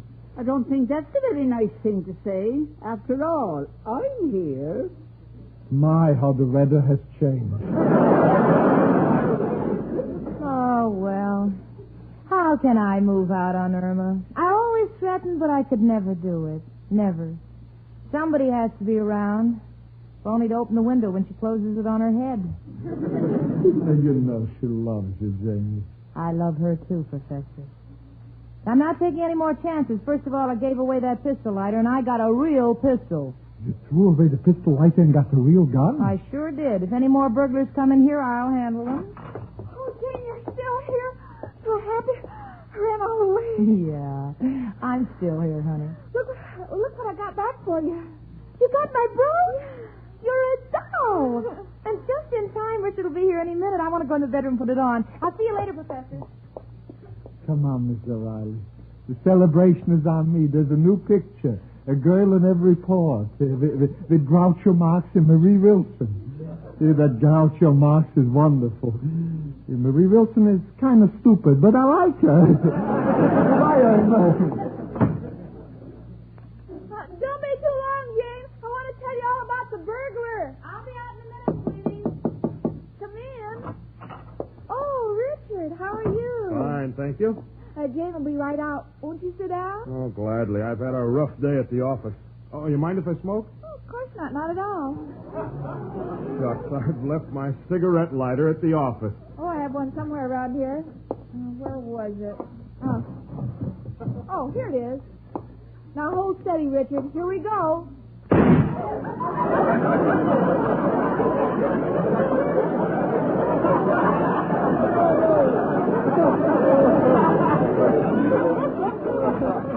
Irma, I guess I put too much fuel in it. I'll have to get Richard another cigarette.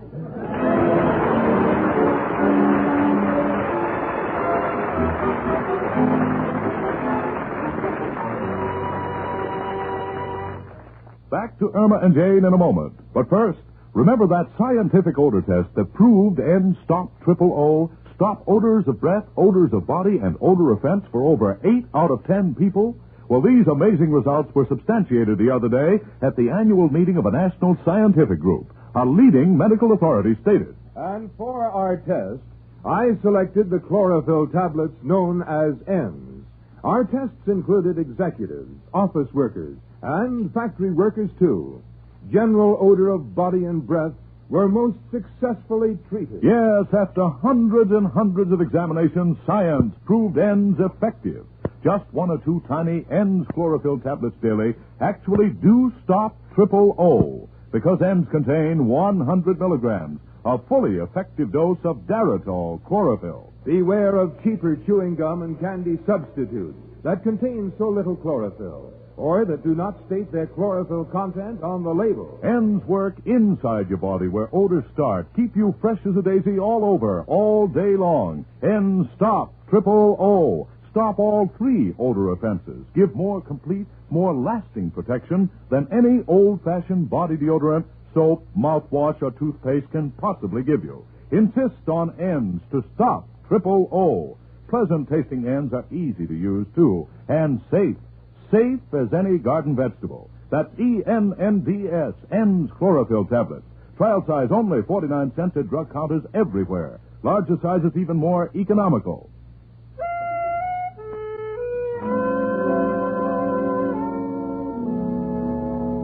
And now, here's my friend Irma with news of her offer to be your secretary. If you Wait will... a minute. Wait just a minute. Before Irma says anything at all, I want to explain what she means. We'll save time that way. Ladies and gentlemen, what my friend Irma wants to say is this. Today is the last time she will have the chance to repeat her offer to work as secretary for a day to the person who bids the highest amount to the March of Dimes Anti-Polio Fund. Yeah, I wonder who my new boss is going to be. Well, whoever it is, Cookie, you've got to do a good job because it's for a worthy cause. Oh, sure, Jane. I know. I'm going to be a very good secretary. I'll do everything except take dictation.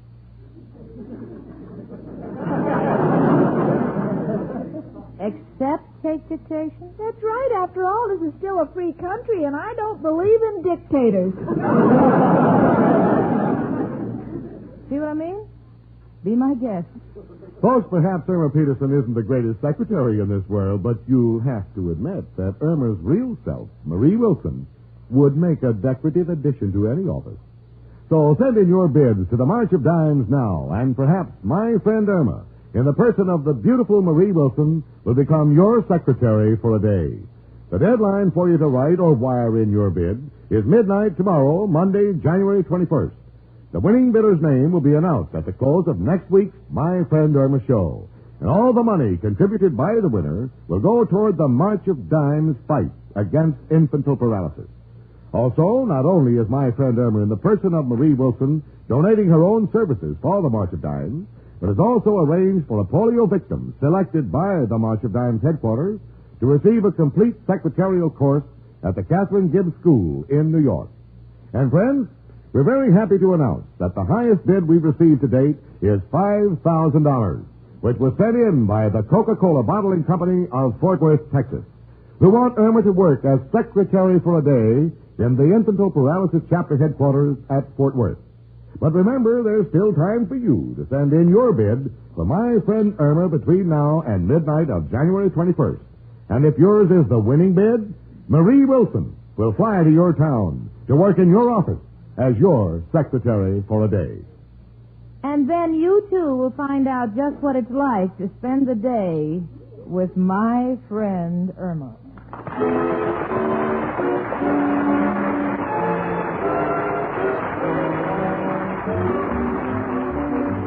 My Friend Irma is a Cy Howard production and is directed by Park Levy, who writes the script with Stanley Adams. Pat Burton is associate producer. Marie Wilson is starred as Irma, and Kathy Lewis as Jane. The part of Al was played by John Brown. Hans Conried was heard as Professor Kropotkin. Gloria Gordon as Mrs. O'Reilly. Alan Reed as Mr. Clyde. And Leif Erikson as Richard. Music was under the direction of Lud Gluskin.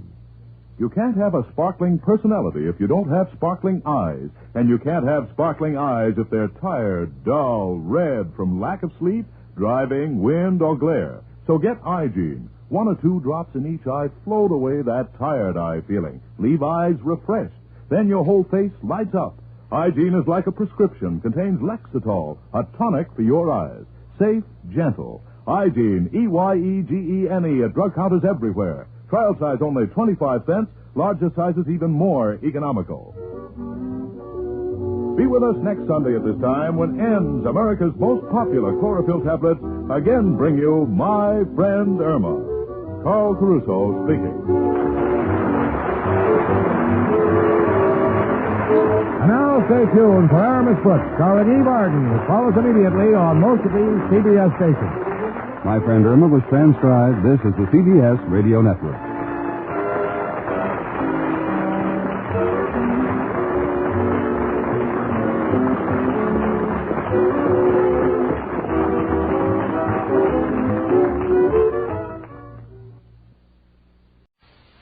By transcription. Stick around, folks. Stick around. Why? Because today's the day for the great news in the My Friend Irma March of Dimes contest.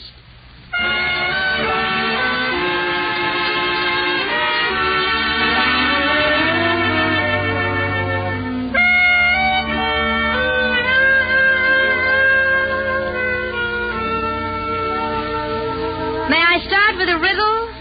Thank you. What's the difference between Irma and a donut? The village philosopher said. Well, one has a hole in the middle and the other has a hole in the head. Gene, I'm glad you brought up poetry because I have a poem about ends. Well, let's hear it. Tommy and Billy were 2 little boys, and they were very good friends. One day they hawked their mother's teeth, so their father whacked both of their ends. Well, friends, if you ask me, Irma's rhymes are literary crimes. And now ends America's most popular chlorophyll tablets, are proud to present your favorite comedy show, created by Cy Howard and starring Marie Wilson as Irma and Kathy Lewis as Jane in My Friend Irma.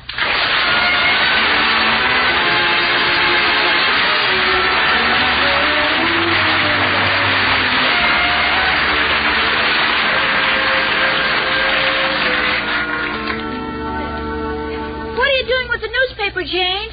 Reading? Yes, honey. What are you reading? What are you reading? Oh, it's just an article on psychology as applied to marriage. A series of questions designed to see if a girl and the man of her choice are suited for each other. Isn't that unusual? Well, no. Why should it be? Well, when Al and I sit on the sofa, he never asks me any questions, and we get along fine.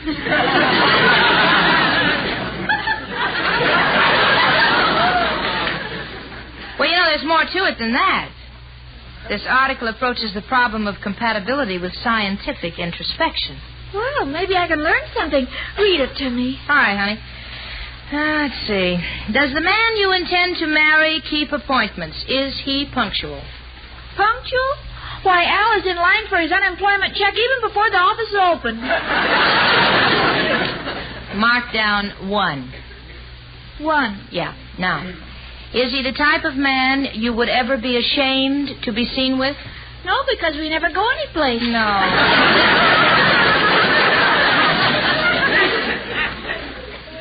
Do the two of you like to participate in sports? Well, I like swimming and tennis. Yeah. What about Al? Jane, is tilting pinball machines a sport?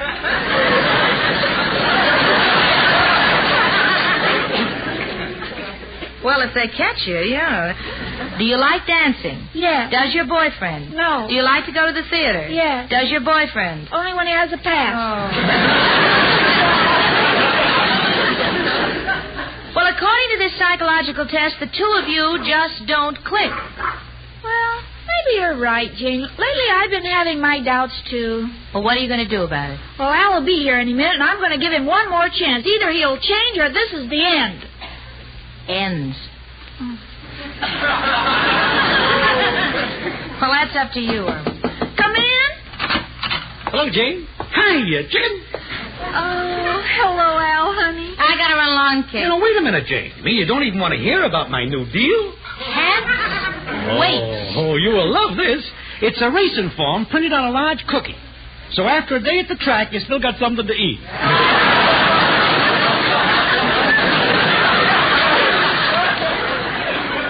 Sounds good, huh? Irma, I can only say if you find you have anything in common with this man, get rid of it. Snooty dame. She ain't never going to amount to anything. Al, I'd like to go to the theater tonight. Will you please take me? Chicken, why this sudden request? Allie, it's very important for us. You see, you and I are psychopathic cases. What are you talking about, Chicken? Oh, Al, I insist you take me to the theater. But, honey, I ain't got a pass. They got a big doorman. And to clinch it, they're painting the fire escape. Let's pay our way in. Hey, Chicken, you are tampering with my principles. Oh, it's no use, Al. We've nothing in common. We might as well face it. You and I need a scientific inspection. What? We're not combustible. Don't you mean compatible? What's the difference? What I mean, we're just not for each other. Chicken, you mean that? Yes, Al. Let us just consider this whole experience as an interlude, a motel on the highway of life.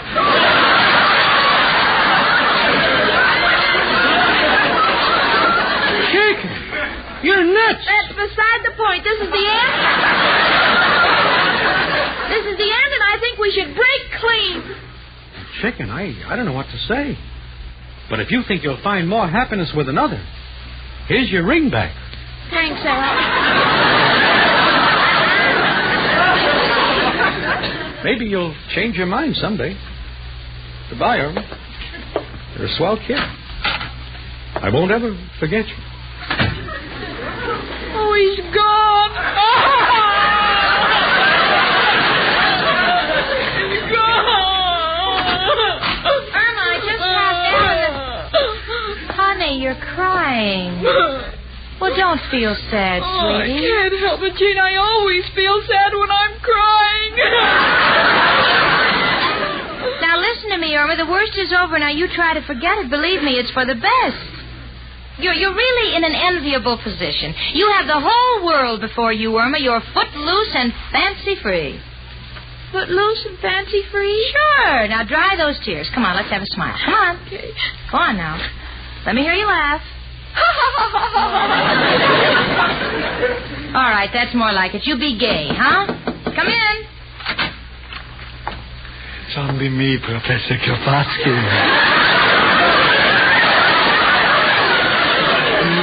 Hello, Janie and Irma. My two little jigsaw puzzles. One complete, one a few pieces are missing. Excuse me, Jenny, a little joke I picked up in the toy store. What's new, Irma? What is this? Professor, I'm footloose and fancy, and it's free. Irma!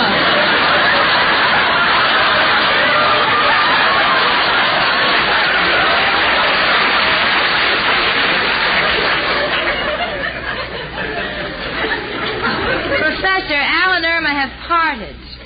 And she's trying to be gay.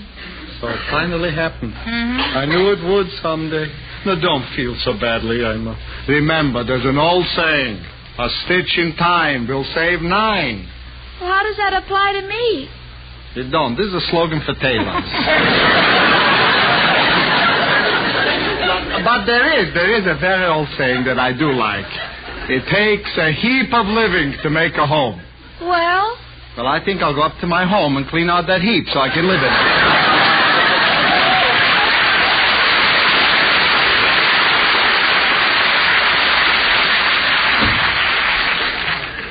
oh, Jane, I made a mistake. I'll never find another man like Al. You made a decision, Irma. Don't be a weakling. Well, I guess you're right, Jane. I'm just going to look around for someone else. That's fine. Who can that be? Maybe it's Al. Come back. Come in. Hello, dearie. Oh, Violet Murphy, what a surprise. You remember my roommate, Jane? Yeah. Hi, Jane. Hello, Violet. I'll see you later, honey. Bye. Gee, Irma, I rushed right over. Look. Oh, Violet, an engagement ring. It's 14-karat gold. Oh, Violet, what a beautiful setting. Next year I get the stone. I wish you all the happiness in the world. Well, why are you crying, dearie? Well, you're engaged and Al and I just broke up. Well, so what? This town is crummy with guys. Look, Irma, if you want a fella, do like I did. Write to the Lonely Hearts group. They got stuff lying all over the place. And it's perfectly confidential. They give you a number, and if you're lucky like me, they don't ask you for a picture. You mean I could get a number if I wrote to them? That's right, dearie. Nobody uses a name. Now look, say you're number 12. Then the fellow might be number 34. And all mail goes right to her box, so he don't even know where you live and vice versa. All right, Violet, I'll do anything to meet some new fella. You can't miss, dearie. Oh, and wouldn't it be wonderful if my husband and I ran into Al someday and I could say, Al, congratulate me. I am Mrs. 94.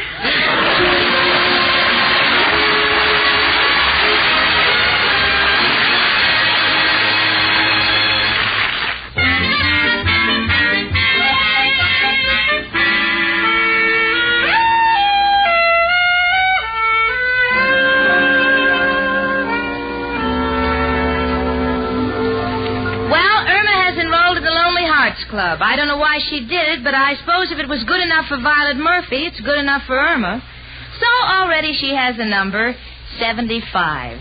She's kind of worried about her number. She's afraid if she signs her letter 75, she won't get a man under 80. So I explained that the number has no personal significance, and right now she's writing her first letter to the club. It'll be forwarded to some unknown man. Dear to whom it may concern, I am a lonely girl, my heart is broken. I have blonde hair and brown eyes and nice legs and would like to meet a man in the same condition. No.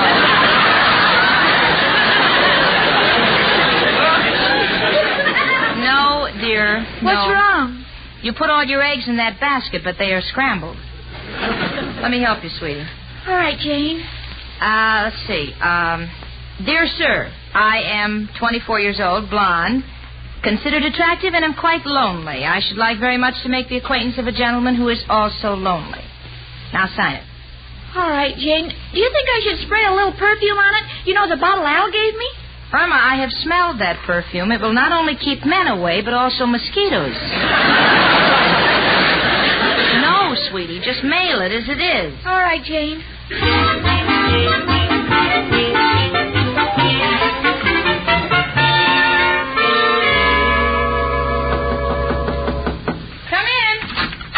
Hello, girls. Oh, Mushy, what are you doing here? I come about Al. This letter was sticking out of your mailbox. Oh, thanks. Irma, you gotta take Al back. But does he really miss me, Mushy? Well, you wouldn't know it was the same person. He give a lady a seat on the bus. Seems to be out of his mind.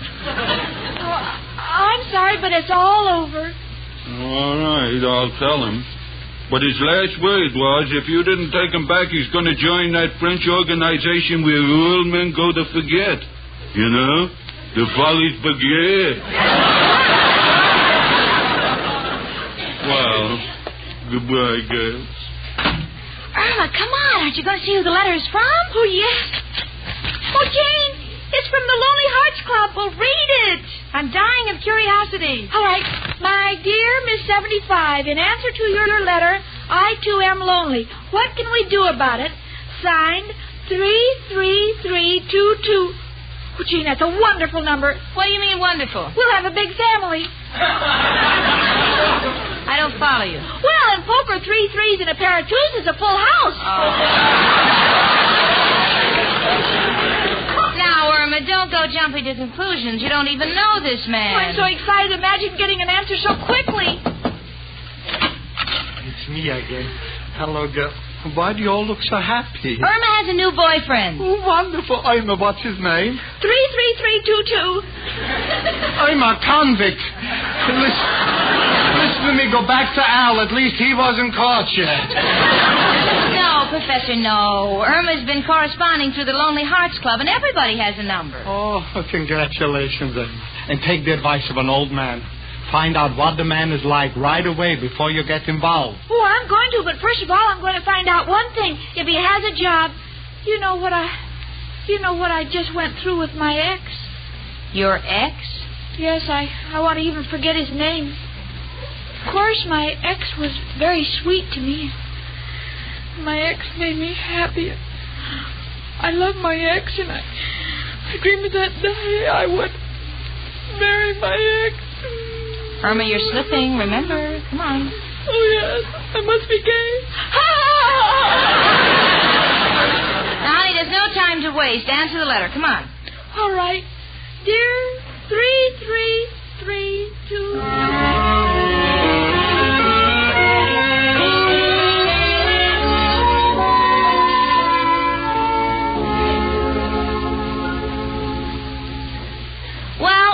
Finished her letter, and I'm proofreading it for her.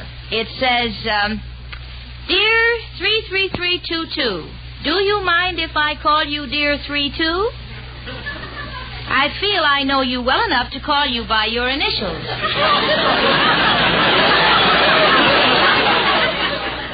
I was thrilled to get your letter, and I hope you turn out the way I picture you. Of course, your writing is very small. Are you short?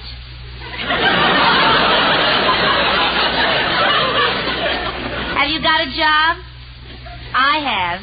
And hoping to hear the same from you, I remain affectionately 75.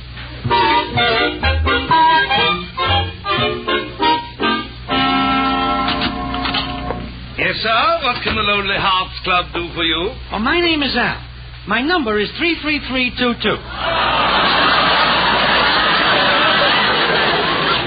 I'm corresponding with the girl numbered 75. Any mail for me? I shall look in the box. Oh, yes. Here's the letter for you, 333-22. By the way, how are you getting along with your correspondence? Well, frankly, the dame seems a little cracked. But I'm so anxious to get over this lump in my heart. You know, the girl I love jilted me. That I'll try anything. Well, here you are. Good luck.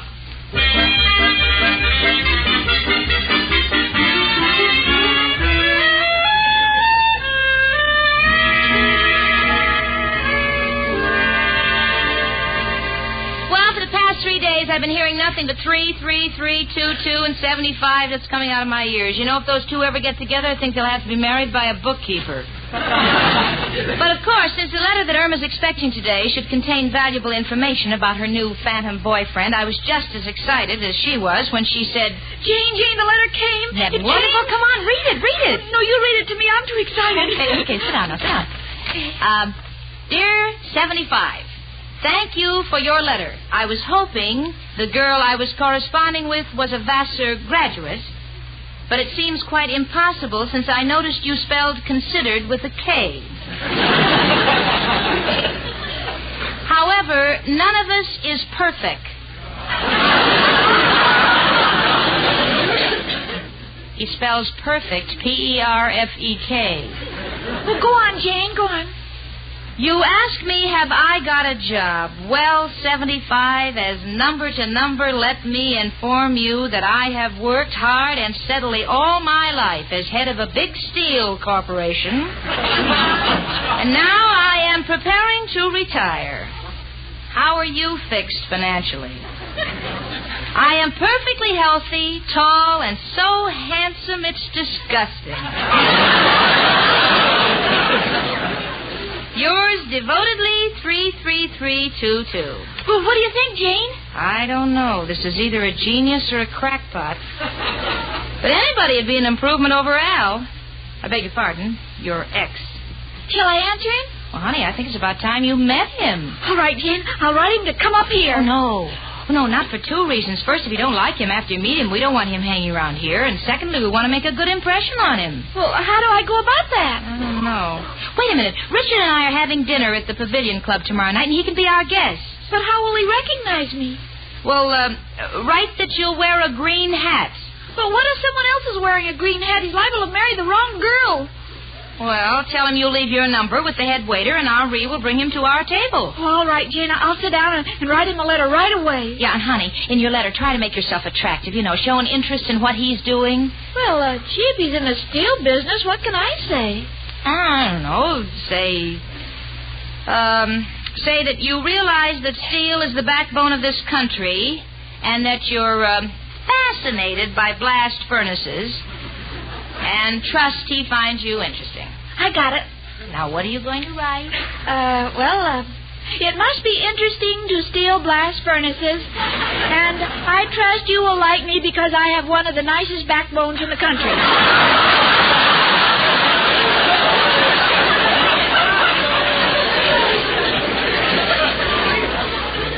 Just hold it down. So, just invite him to dinner at the Pavilion Club.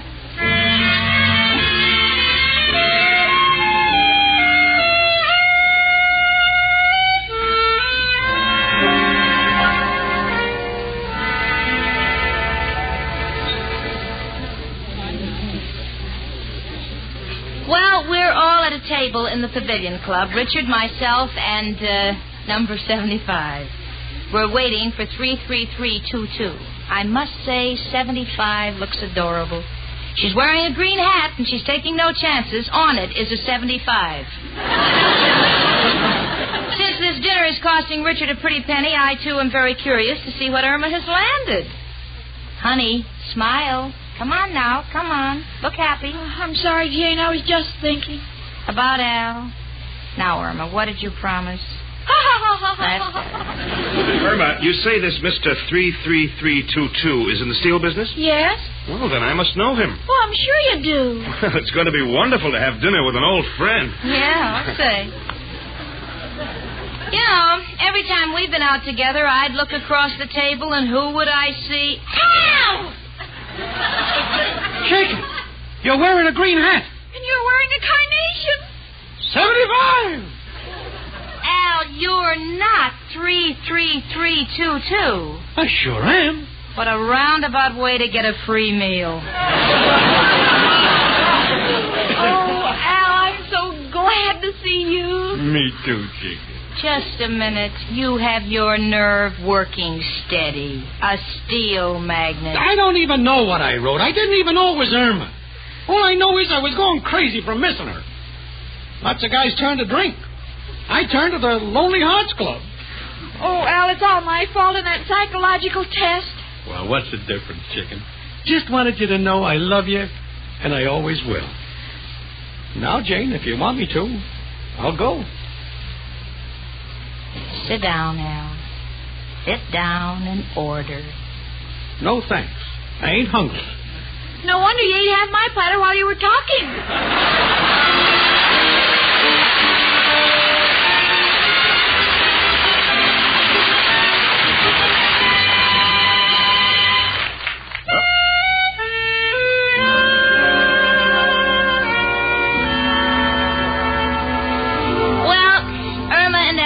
Together on the sofa, and they're as much in love as ever, and they're making gooey talk.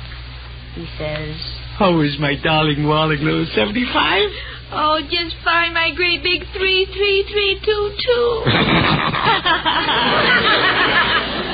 If that isn't nauseating enough, Irma is now making with more numbers. 14. No, I don't like that. 32.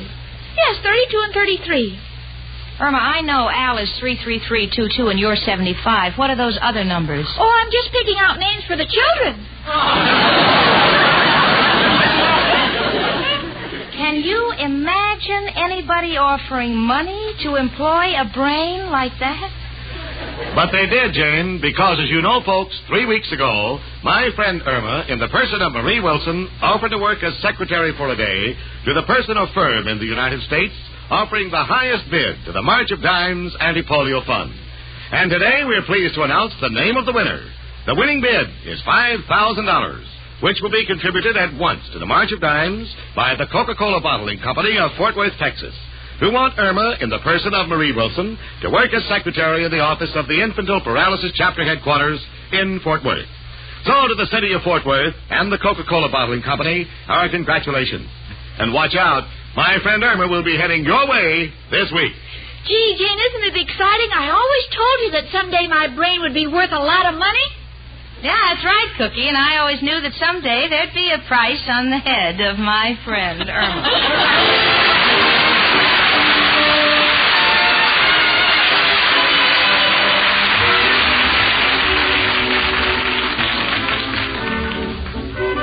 My Friend Irma is a Cy Howard production and is directed by Park Libby, who writes the script with Stanley Adams. Pat Burton is associate producer. Marie Wilson is starred as Irma, and Kathy Lewis as Jane. The part of Al was played by John Brown. Hans Conried was heard as Professor Kropotkin, Gloria Gordon as Mrs. O'Reilly, and Alan Reed as Mr. Clyde. Leif Erikson as Richard, Ed Max as Mushy, and Sandra Gould as Violet Murphy. Music was under the direction of Lud Gluskin.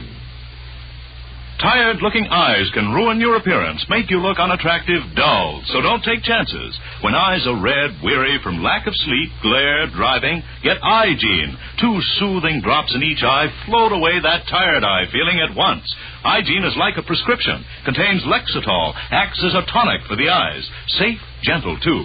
Get Eye-Gene, Eyegene, tonight. Use it daily for bright, attractive eyes. Trial size only 25 cents. Larger sizes even more economical. Eye-Gene at drug counters everywhere. Be with us next Sunday at this time when ends America's most popular chlorophyll tablets again bring you My Friend Irma. Carl Caruso speaking. Now stay tuned for Irma's Brooks starring E. Martin, which follows immediately on most of these CBS stations.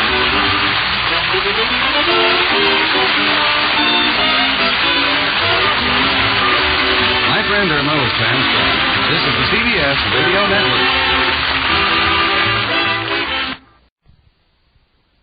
By transcription.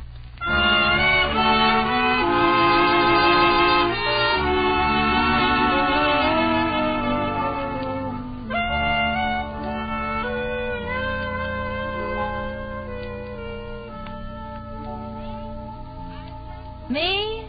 I'm Jane Stacy. Her? That's Irma Peterson. The only girl in the world who is so stupid she thinks a monsoon is a French gentleman. I'm not kidding. Look at her smiling and waving that box of ends. What's the idea, Irma? Oh, I'm happy. I don't get it. Well, when a dog is happy, he waves his tail. I haven't got a tail, so I'm waving my ends. Well, friends, you'll be happy, too, when you see how quickly N's chlorophyll tablets stop triple O. Yes, N's, E-N-N-D-S. Stop odors of body, odors of breath, odor of pence. Stop all three, all at the same time. Keep you fresh as a daisy all day, all over. It's amazing, but 1 or 2 tiny N's tablets daily are all you need to stop triple O. And now, N's, America's most popular chlorophyll tablets, are proud to present your favorite comedy show, created by Cy Howard and starring Marie Wilson as Irma and Kathy Lewis as Jane in My Friend Irma.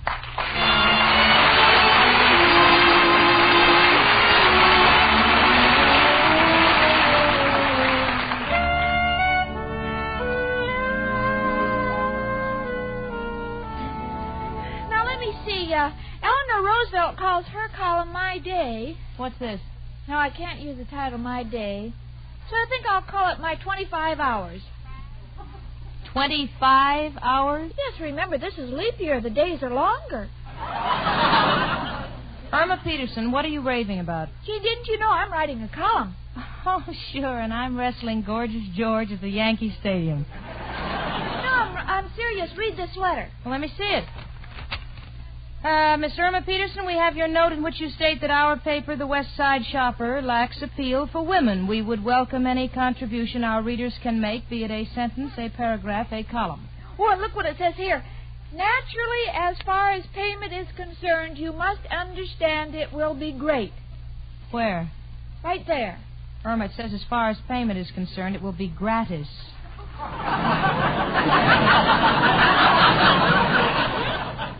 Gratis, that's better than great. That's plural.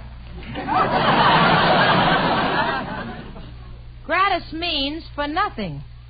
You mean they won't pay me for the column? Well, Irma, this newspaper is given away for nothing, and with a column by you in it, they may find it hard to get that price. if you discourage me. I've already written my first column, and I think it's pretty good. Why don't you look at it? All righty. I think I went through something like this when you wrote your memoirs. Let me see. My 25 Hours by Irma Peterson. I got up bright and early this morning. Why don't you just make it early? All right.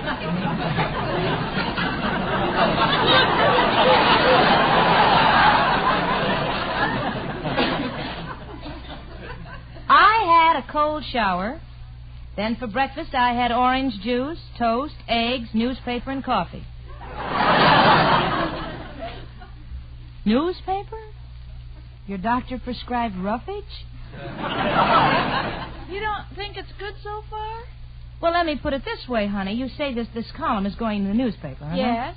Well, as you know, newspapers are made from wood pulp, and wood pulp is made out of trees.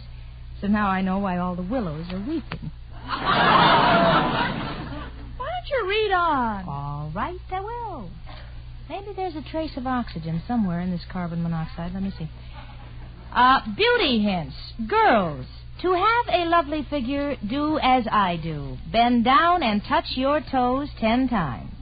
If you have extra long toes, stand back a little, as this is cheating.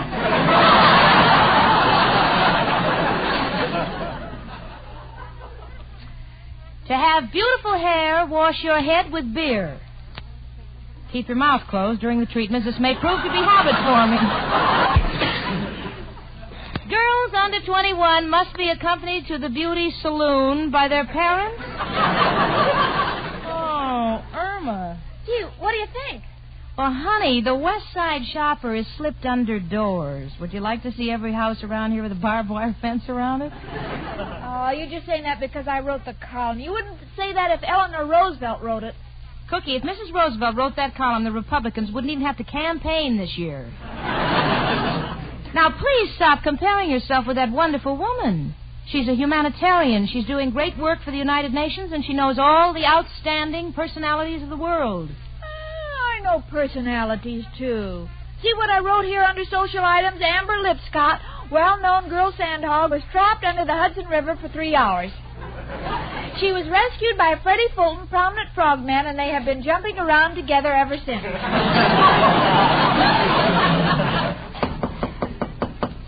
If this is Walter Winchell with a gun, please come in. Hi, Mrs. O'Reilly. Girls, wait till you hear the news. No, wait, don't say anything until I get my pencil. Pencil? Oh, sure. Irma's doing a column for the West Side Shopper. Oh, I read that paper every day. Where's your column going to be, Irma? On the page where they have second-hand bargains. Oh. It is not. I'm going to alternate with the obituary column. And when nobody dies, they're going to use my stuff. Gee. Maybe we ought to go around poisoning people. Janie, you're being cruel again. I'm sorry. Well, she has nothing to lose. Personally, I think it's a lot of fun writing about who was seen with whom, what was seen where, and why. When my late husband, Officer Clancy, was courting me, our names was always in the columns. Not really? Yes. It always said, what handsome officer was seen with which.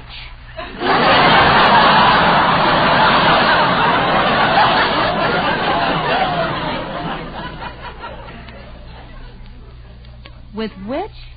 Yes, and they always made the same typographical error. They spelled it W-I-T-C-H. Well, Miss O'Reilly, my column's going to contain beauty hints. You always say you have a lot of beauty secrets. Would you give me some? Oh, I'd be glad to, dearie. Now, a lot of girls have red hair like mine, and they want to keep it naturally red. So all you do is take the juice of 3 tomatoes. Yes? Chop up 2 beets. Add a half a cup of ketchup and a dash of paprika, and just rub it into the scalp. It's simple, and the whole thing costs about 35 cents. Is that a la carte or on the dinner? Is Mrs. O'Reilly in there? Yes, come in. Well, what is it, Professor? Mrs. O'Reilly, did you ever hear about the little boy who held his finger in the hole in the dike? Yes. You better send for him. The pipe in my room is leaking again. I know. I've already sent for the plumber. Irma, darling, have you written any of your column yet? Yes, I read most of it to Jane. Now I wrote this under cooking hints. Cooking hint? Yes. To all housewives, many of you have trouble stuffing a turkey because it is so dark inside the bird. We suggest you pull the turkey inside out, stuff it on the outside, and then shove it back into place again.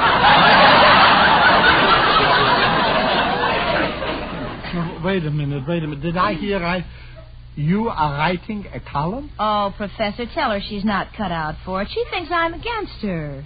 Well, why should we criticize her? She might have fun writing choice bits of gossip about the people in the neighborhood. Such as? Well, cute little things like when Professor Kropotkin is near Kathleen O'Reilly, the air is full of electricity. Why do you say it's electricity? Is it because you are built like a turbine, or because that face of yours is enough to shock anybody? Now, wait a minute, you leftover from a dog's dinner. Well, don't go telling anybody to put my name in any paper with yours, Mrs. O'Reilly. My mother thinks I was killed by a truck. Why should I make her miserable? You wouldn't be making such a fuss if it wasn't the truth. And remember, the truth never hurts. It doesn't. So how come you wear so many girdles? Oh, now stop it, the two of you. I won't print a word about either of you in my column. Now listen, there's a little object lesson for you, sweetie. Not only can you break up people's lives by what you print in the paper, but you can be sued. Don't you forget that. Sued? Yes. If you print anything that's untrue, that's libel. Well, go on, Jane. Finish your sentence. That's libel to what? No, honey, no. Libel is slander in the written form. I don't understand. Yeah, well, let me explain, Irma. Now, if I should say that Mrs. O'Reilly is 90 years old, this is slander. I should say so. But if I print that she's 90 years old, this is libel. Indeed. However, if I add them both together and say she's 180, this is neither slander nor libel. This is a historical fact. Goodbye, girls.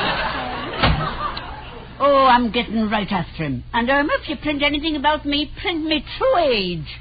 39.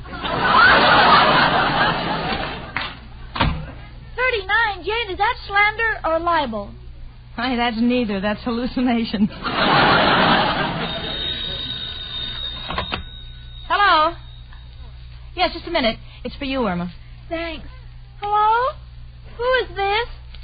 West Side Shopper? Oh, Jane, it's my editor, Mr. Fletcher. Yes, Mr. Fletcher. I'm getting my column ready. Huh? Oh, that's too bad. Why don't you call the zoo? The zoo? What are you talking about? He says they have a dead lion at the office.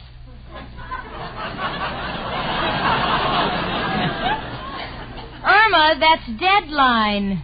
Well, don't yell at me. I didn't kill it. Oh. Give me the phone, will you? Hello. Hello, yes, Mr. Fletcher.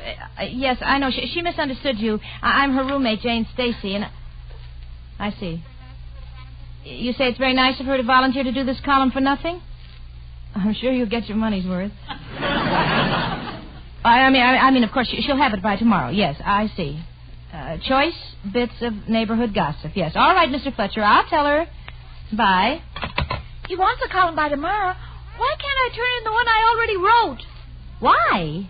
Irma, on the masthead of the West Side Shopper is a small picture of Washington crossing the Delaware. Do you want him to jump into the water? Oh, what shall I do? Well, write a new one, honey. Fletcher wants neighborhood gossip. Just go to all the places you know and find out what's new. All right, I'll go to Schultz, the butcher, and Mr. Wong, the laundryman. Then I'll visit Hogan's Fish Market, and I'll hang around Spike's pool room for a couple of hours. Jane. What is it? Are you sure Mrs. Roosevelt started this way? Oh, get out of here.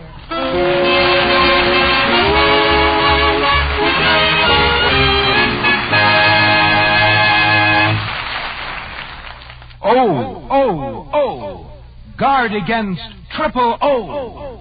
Yes, guard against triple O. Odor of breath, odor of body, odor offense.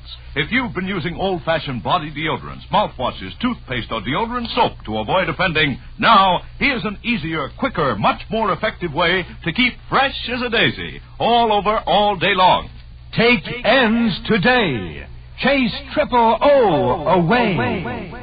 Yes, 1 or 2 tiny ENS chlorophyll tablets protect you against triple O, against all 3 odor offenses. No muss, no fuss. Stop triple O in minutes. Prove it with the famous ENS test.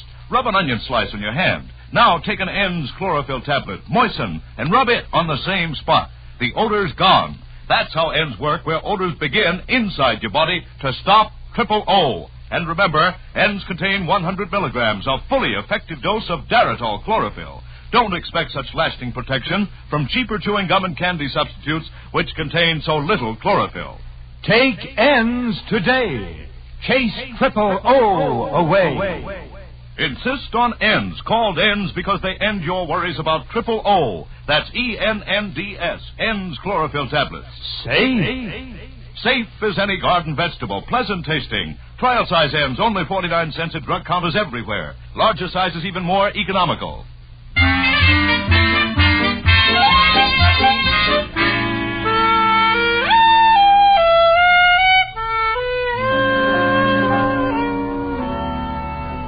Walter Winchell, beware. Ed Sullivan, watch out. Sidney Skolsky, look for a new job. Louis Sobel, save your money. Boys, you're in a lot of trouble. Today, Irma Peterson begins her new column for the West Side Shopper. Oh, yeah, there she is at the kitchen table assorting her first scoops. Irma, did you get anything good? Oh, yes, several items. The Jones baby has measles, and Mr. Klotz, the baker, was the first to notice it. So I'm writing it in newspaper style. Newspaper style? Yes. Klotz, spots, tots, dots.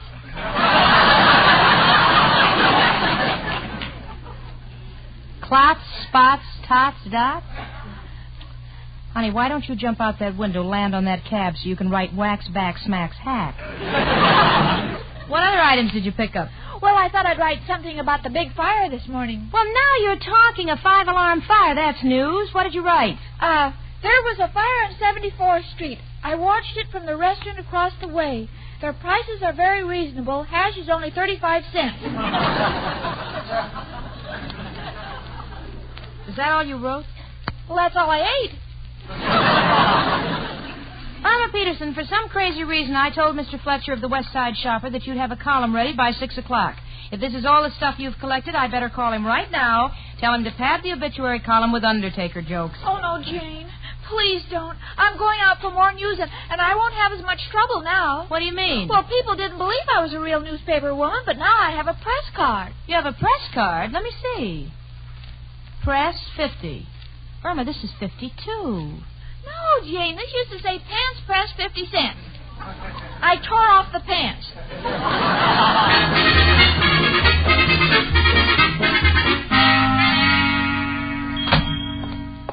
Mr. Krause! Mr. Krause! Store's empty and the cash register is open. Whew. What's that noise? Oh, it's Mr. Krause, and he's all tied up. There's a handkerchief stuffed in his mouth. Mr. Krause! Mr. Krause, I'm now a reporter with the West Side Shopper. Anything new?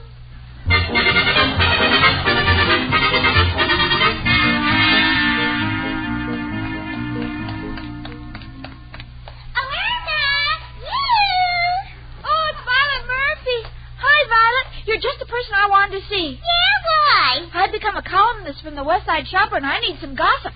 Well, you certainly came to the right person, because I have just joined the Gwissenbees. The Gwissenbees? Yeah, it's our new girls' club. Well, how do you spell it? GWSNBMY. GWSNBMY? Well, what do the letters stand for? Girls who say no but mean yes. And believe me, since I joined this club, I get so much dirt that I could sell my ears to True Confessions magazine. Say, do you remember Penelope Cistern? She's practically bald. She had a job in a defense plant, and her hair got caught in a conveyor belt.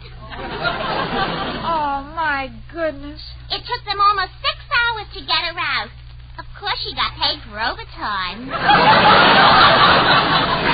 Oh, wait till I make a note of it.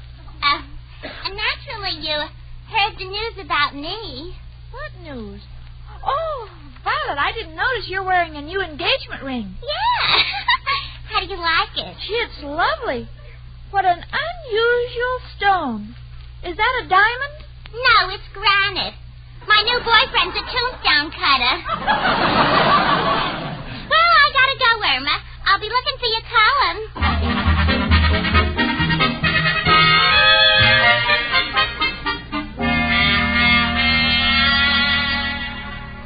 Okay, Callahan, book 'em. Sergeant, this is not justice. I did not pick that man's pocket. Then how come you had his wallet? Well, the bus lurched suddenly, and the wallet just flew out of his pocket. Oh, sure. And while I was stooping down to pick it up, his gold watch twirled right in my hand. Must have been a pretty rough trip. We'll see that you get a smoother one on the way to Sing Sing. Sergeant, would you write to the warden up there and ask him to assign me to the laundry? I'd like to be near my mother. Take him away, Callahan. Oh, hello, Sergeant Mitchell. Oh, no, Irma Peterson, you lost again. We'll have one of the boys take you home. No, Sergeant, I'm not lost. I'm doing a column for the West Side Shopper on local gossip. You're off. I'm right. Sergeant, here are the witnesses in that accident. Yeah, but that truck was coming. Hello, Irma. Sergeant, that truck was making a left-hand turn. It was making a right-hand turn. Now, how would you know? You were flirting with the truck driver. You started to wink at him. Your false eyelashes got stuck together. You couldn't even see what street you were on. Oh, wait a minute. I demand my rights. Oh, Al! Shaken! Have been framed. What's the charge, officer? Stolen car. I didn't steal it. Fell asleep in the back seat. Oh, yeah? How come? Well, I was tired after walking around all day looking for a job. You looking for a job? Make the charge stealing a car and perjury. Take him away. No, not my Al. Oh, Al, I gotta talk to you. Please, officer. All right, lady, you can get in the cell with them. I'll give you 5 minutes. Shaken, I didn't do it. You got to believe me. Why are you looking at me like that? Al, I'm a columnist, and I must print all the gossip of the neighborhood. Well, but do you have to print that I was arrested for car theft? Well, what could I print? Well, couldn't you write that, they had a contest here to see who had the prettiest hands. And mine was so beautiful, they insisted on taking my fingerprints. No, Al, on the top of our newspaper it says, a pluribus unum. That's French for the truth or nothing but the truth. Chicken, if you put my name in your column, we're through. Okay, time's up. Come on, sister. Come here, Irma. We are waiting for you. Don't cry, darling. We know what a choice you have to make. I know what it is to be torn between love and duty. Mrs. O'Reilly, I don't know who tore you, but whoever zipped you up did an awful job. Irma, darling. Irma, here in America, we have something that's called freedom of the press. But freedom of the press is not meant the freedom to print everything we want to, but rather the freedom to print that which is true. Now, this is something you cannot forget, even though it may mean hurting someone you love. I understand. Oh, I remember one night I had a battle with my late husband, Clancy. Oh, it was a beaut. We destroyed more crockery than the San Francisco earthquake. Well, the police come with a reporter, so I told the reporter that Clancy and me was just dancing the rumba. Did the reporter swallow that? No, because the reporter said it was the first time he'd seen the rumba danced where the woman kept her foot on her partner's face. And you too, Irma, must learn to recognize the truth. Well, I've made up my mind. I'm going to print the truth about Al, even though I know it'll make me an old maid. Forget Al. Just as long as what you do is accredited journalism. Well, maybe I don't need Al, but on cold nights it's going to take an awful lot of newspapers to keep me warm.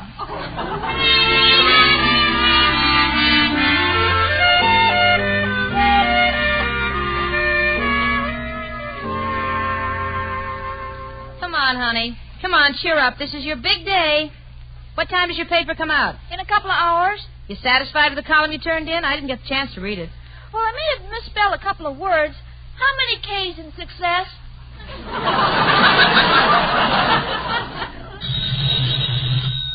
Hello? Yes. No, Mr. Fletcher, no, this is Miss Stacy. Tell Irma what? You took the item about Al out of her column because the man who stole it confessed. Isn't that wonderful? Now I still have the man I love and I'm a success. What? Irma, hold the success story. What, Mr. Fletcher? You're afraid you'll be sued by Mr. Schultz? Just a minute. Irma, what did you write about Schultz the butcher? Well, he just got married, so I asked him how he met his wife. Yes? He said he was standing on the corner when the heavy-set woman came toward him. He looked at her. It was pure fate. You know what you wrote? That he was standing on the corner when this heavy-set woman came toward him. He looked at her. It was pure fact.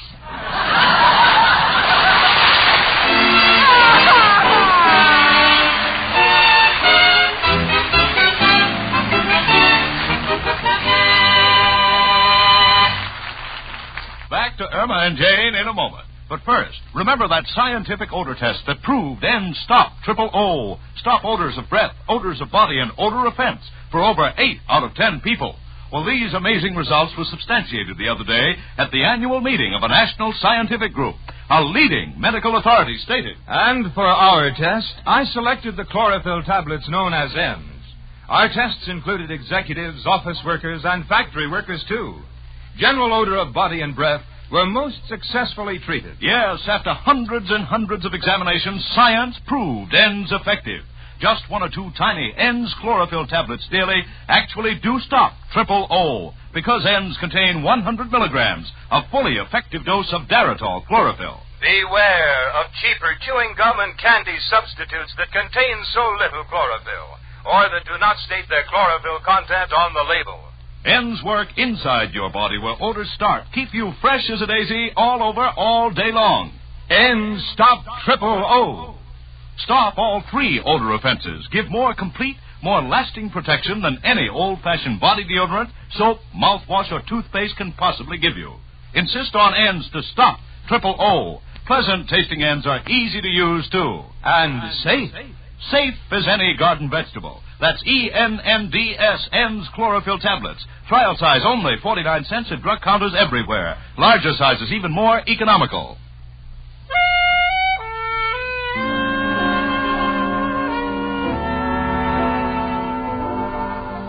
Well, Irma's column came out in the paper. I don't think it was read by many people because the obituary column is back this week.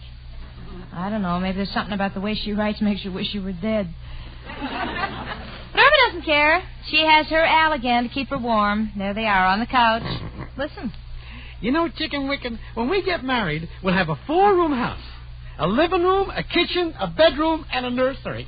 A nursery? Oh, that's wonderful. I always wanted a place to grow plants.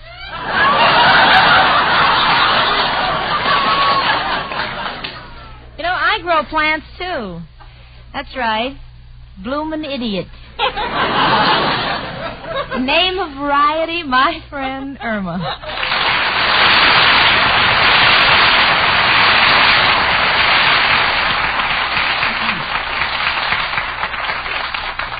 Here's an important message for my friend Irma in the person of Marie Wilson. From Basil O'Connor, president of the National Foundation for Infantile Paralysis.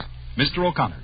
In this year, when we are still reeling from the staggering blows of recent polio epidemics, we've known that only extraordinary measures, only greater giving to the March of Dimes could put the fight against this disease back on its feet.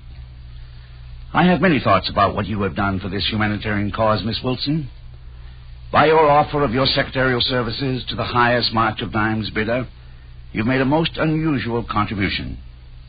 It's resulted in a gift of $5,000 to the March of Dimes through the Fort Worth, Texas chapter of the National Foundation, and above all, I think it's been a lot of fun for everybody.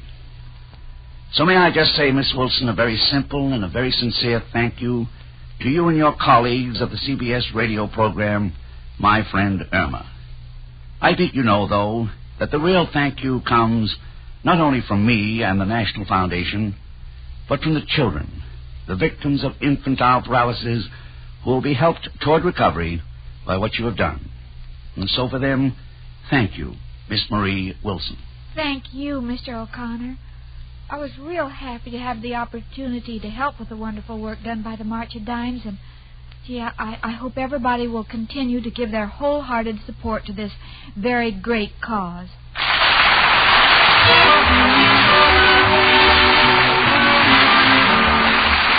My Friend Irma is a Cy Howard production and is directed by Park Levy, who writes the script with Stanley Adams. Pat Burton is associate producer. Marie Wilson is starred as Irma, and Kathy Lewis as Jane. The part of Al was played by John Brown. Hans Conried was heard as Professor Kropotkin. Gloria Gordon as Mrs. O'Reilly. Music was under the direction of Lud Gluskin. Tired-looking eyes can ruin your appearance, make you look unattractive, dull. So don't take chances. When eyes are red, weary from lack of sleep, glare, driving, get Eye-Gene. 2 soothing drops in each eye float away that tired eye feeling at once. Eye-Gene is like a prescription. Contains Lexitol, acts as a tonic for the eyes. Safe, gentle, too. Get Eye-Gene, Eyegene, tonight. Use it daily for bright, attractive eyes. Trial size only 25 cents. Larger sizes even more economical. Eye-Gene at drug counters everywhere. Be with us next Sunday at this time when N's, America's most popular chlorophyll tablets, again bring you My Friend Irma. Carl Caruso speaking. Now stay tuned for our Miss Brooks starring Eve Arden, which follows immediately on most of these same CBS stations. My Friend Irma was transcribed. This is the CBS Radio Network.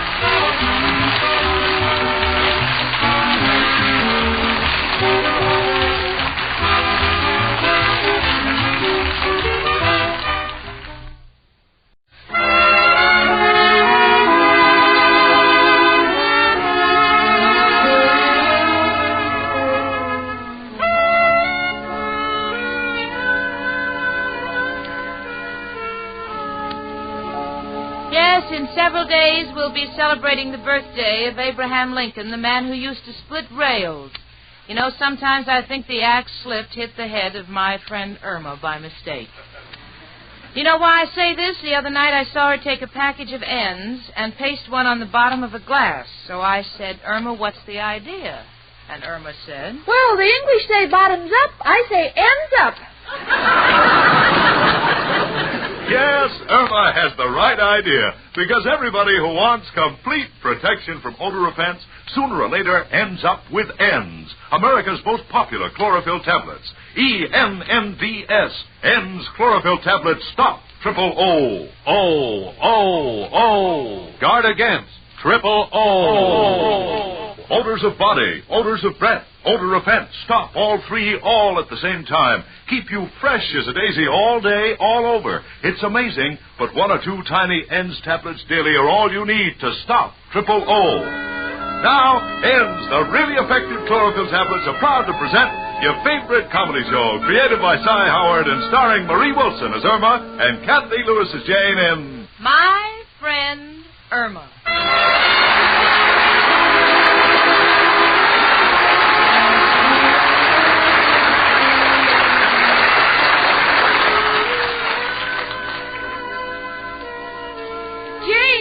Yes? Would you help me figure out the dictation I took at work today? Honey, there are 2 systems of shorthand, the Pittman and the Gregg. Why'd you have to invent the third, the Irma Peterson system? Oh, gee, please help me, Jane. All right, honey, all right. What's this you've written? Dear sir, as your attorney, I wish to advise you that you must pay X. Regret 12 missing bottles. What's the X for? Expenses. Oh, yeah. But it's pretty close. What is regret 12 missing bottles? Well, I don't know shorthand for we lost the case.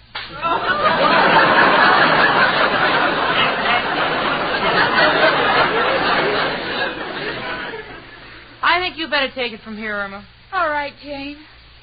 But, gee, sometimes I get so fed up with being a stenographer. Oh, honey, that's perfectly normal. Most people would like to change jobs. You must remember the grass always looks greener in the other fellow's yard. Well, that's silly. I wouldn't give up stenography to become a gardener. I beg your pardon? Oh, Jane, what's the use? There's no escape. Well, there's always marriage. I'm sorry, I forgot. If you marry Al, you'll just be working under a different name. You know, honey, maybe you take the wrong approach to work. It's all the same. I've tried the 5th Avenue bus, the 6th Avenue bus. No, honey, that's not what I mean. But, Jane, are you satisfied being a secretary? Well, I happen to know that a working girl's only escape is marriage, so I'm content to work, sit, and wait. And wait. And wait. And wait. If you get tired of waiting, what do you do, Jane? You pull your hair out, and then you wait, and wait, and wait. Well, Jane, I'm not going to wait. I'm going to quit my job the first chance I get. Now, listen, Cookie. Come you in. have no... It's only me, Professor Kropotkin. Hello, Janie and Irma. My two little electric currents.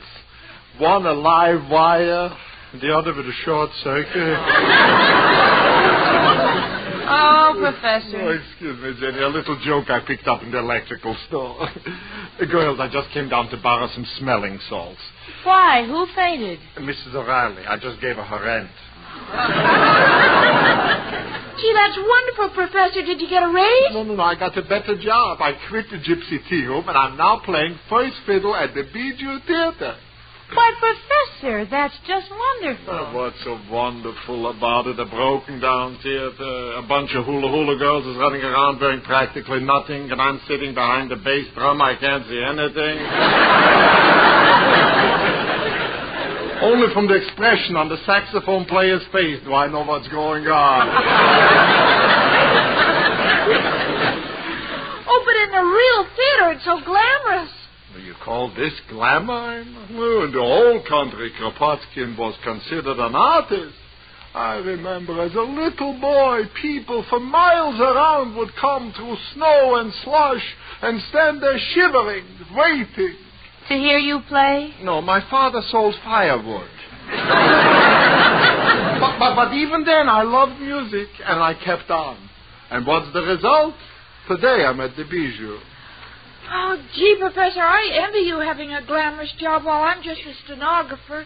You know, I'm thinking of changing my job. Professor Irma refuses to listen to me. Will you give her a little advice? Gladly. Irma, my pigeon, listen to me. Be satisfied. All that glitters is not gold. Yeah, I know that, Professor. How do you know? I had the watch Al gave me appraised. No, darling, listen. What I mean is there's a very old saying. Look before you leap. But what has that got to do with it?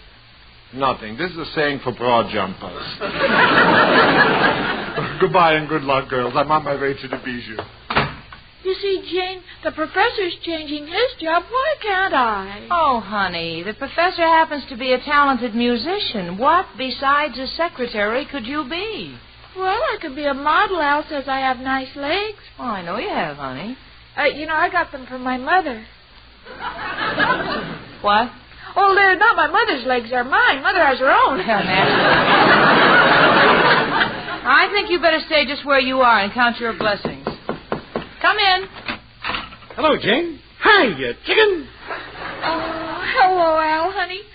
Oh, are those new shoes? Yeah, made a restaurant buy them for me. They ruined my old ones. Well, how, Al? Stupid waiter stumbled and dropped soup on it. You couldn't wear the old ones because soup fell on them? Well, sure. It shrank all the newspapers in my soul. How do I look, chicken? Oh, awfully cute, Al. Yeah, feel good, too. Right in the mood to swing that big deal I'm working on. Oh, no, not another deal. What is it this time, Al? Putting stilts on mushrooms and selling them for end tables? Nothing so wild. This one can't miss. Putting Mexican jumping beans in pancake flour so the pancakes will turn over by themselves. Gee, Jane, isn't Al wonderful? I know he's going to come out on top. Well, I better leave before I blow mine. Goodbye, all. Super sensitive date. Oh, gee, Al, I'm so glad you came over. I've been feeling so depressed. Oh, what's depressing you, chicken? Oh, work. Yeah, the word depresses me, too. Something wrong? Oh, I'm so tired of my job. It's so monotonous. Oh, well, chicken, it's just temporary. After we're married, we'll go on our honeymoon. Then when we come back, you can look for something else. No, Al, it's getting on my nerves. Typing for hours and then forgetting to put the paper in the typewriter. mailing empty envelopes and then having to mail a postcard saying letter will follow. Oh, I'm a nervous wreck. Hello? Who is it? Oh, Professor Kropotkin. Anything wrong? Oh, gee, that's too bad. I certainly will right away. Goodbye. What's up, Chicken? Well, the professor broke his bow at rehearsal, and he wants me to pick up another bow in his room and bring it backstage at the theater. Oh, well, anything for the professor, Chicken. Shall we take a taxi or a trolley? Wait, I'll toss a coin. All right, Al. Where's the coin? Chicken, think we'll have to walk. Okay, Al, it's only 35 blocks.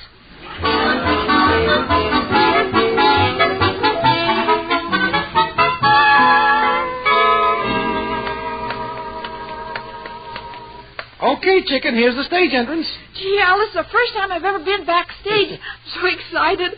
What a life it must be. And I have to be stuck with an old stenography job. Ah, well, that's life, Chicken. Forget it. Now go in and give the professor his bow, and I'll wait out here.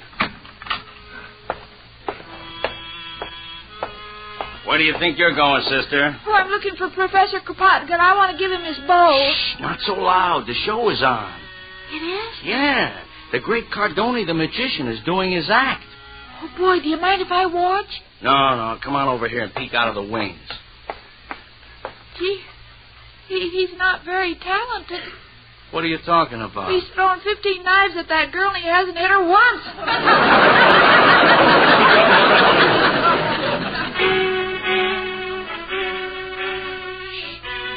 Quiet, will you, sister? Now they're coming off stage. I've got to bring up the house lights. Pauline, how many times must I tell you not to scratch your back on my knives in the middle of the act? It don't look classy. Look, Cardone, I'm sick and tired of your griping, and I don't like the whole routine. Well, what are you going to do about it? I'll tell you what I'm going to do about it. I'm quitting. You ain't quitting, you're fired. Get out, get out. Ooh. Hey, Cardone, what are you going to do for tomorrow night? Who needs her? I, the great Cardone, I am the act. Yeah, but who are you going to saw in half tomorrow night?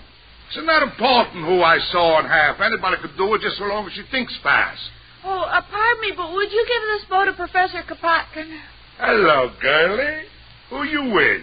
Oh, I'm not with an act.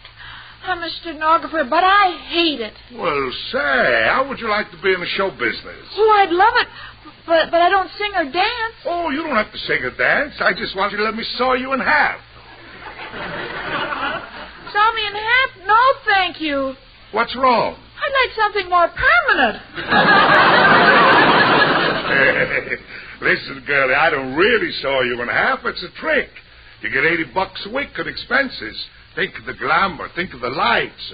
It ain't every dame can be sawed in half by the great Cardone. Well, Look, why don't you come tomorrow night and see how you like it? All right. Say, you think the kid'll be all right? Sure, Sam. I break her in. She'll be great. See you tomorrow at 7, sister. Oh, I'm so excited. Here, will you give this bow to Professor Kropotkin? I want to tell my boyfriend I'm in show business.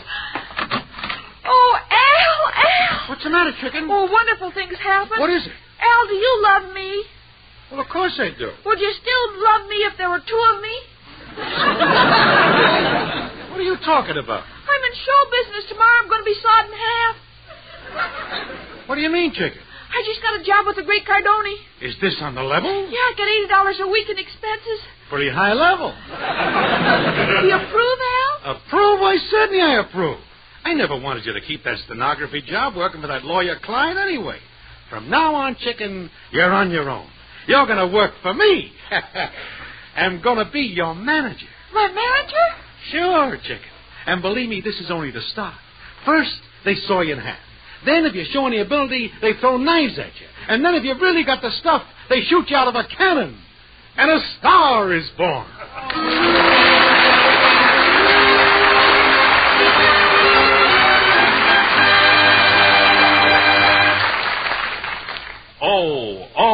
O. Guard against triple O.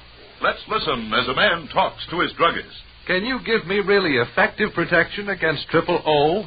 Odors of breath, odors of body, and odor offense.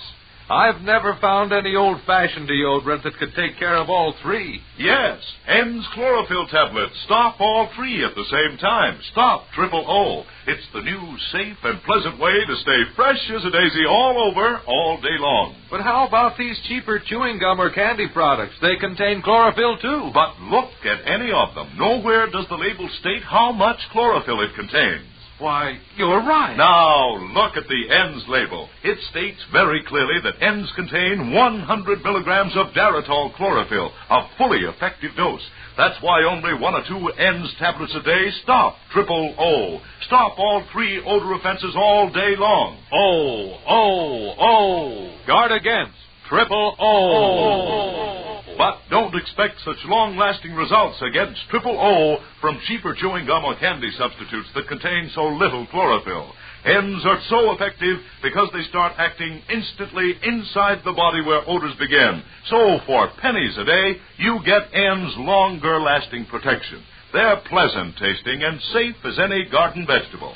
Get ENNDS, N's chlorophyll tablets, and be sure you stop triple O.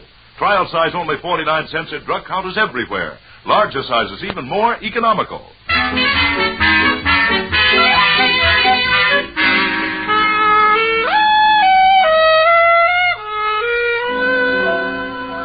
Well, I don't know what happened last night, but Irma's certainly acting strange this morning. She's standing in front of the mirror making faces. She's laughing. Now she's crying. Now she's singing. Give my regards to Broadway. Now she's trying to jump over one leg.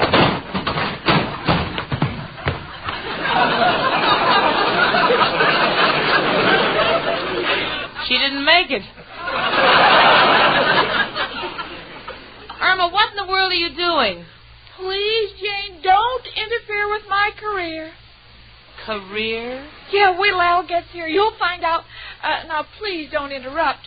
To be or not to be, that is the answer.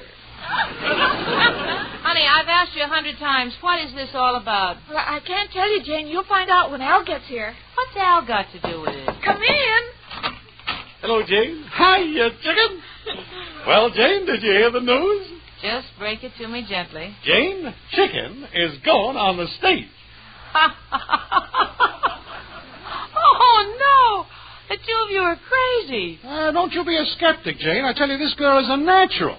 There's no telling where the two of us can go. I got an idea. What is this all about, Irma? Don't talk to me, Jane. Talk to my manager. Manager? Yeah, Al let me sign a contract with him last night.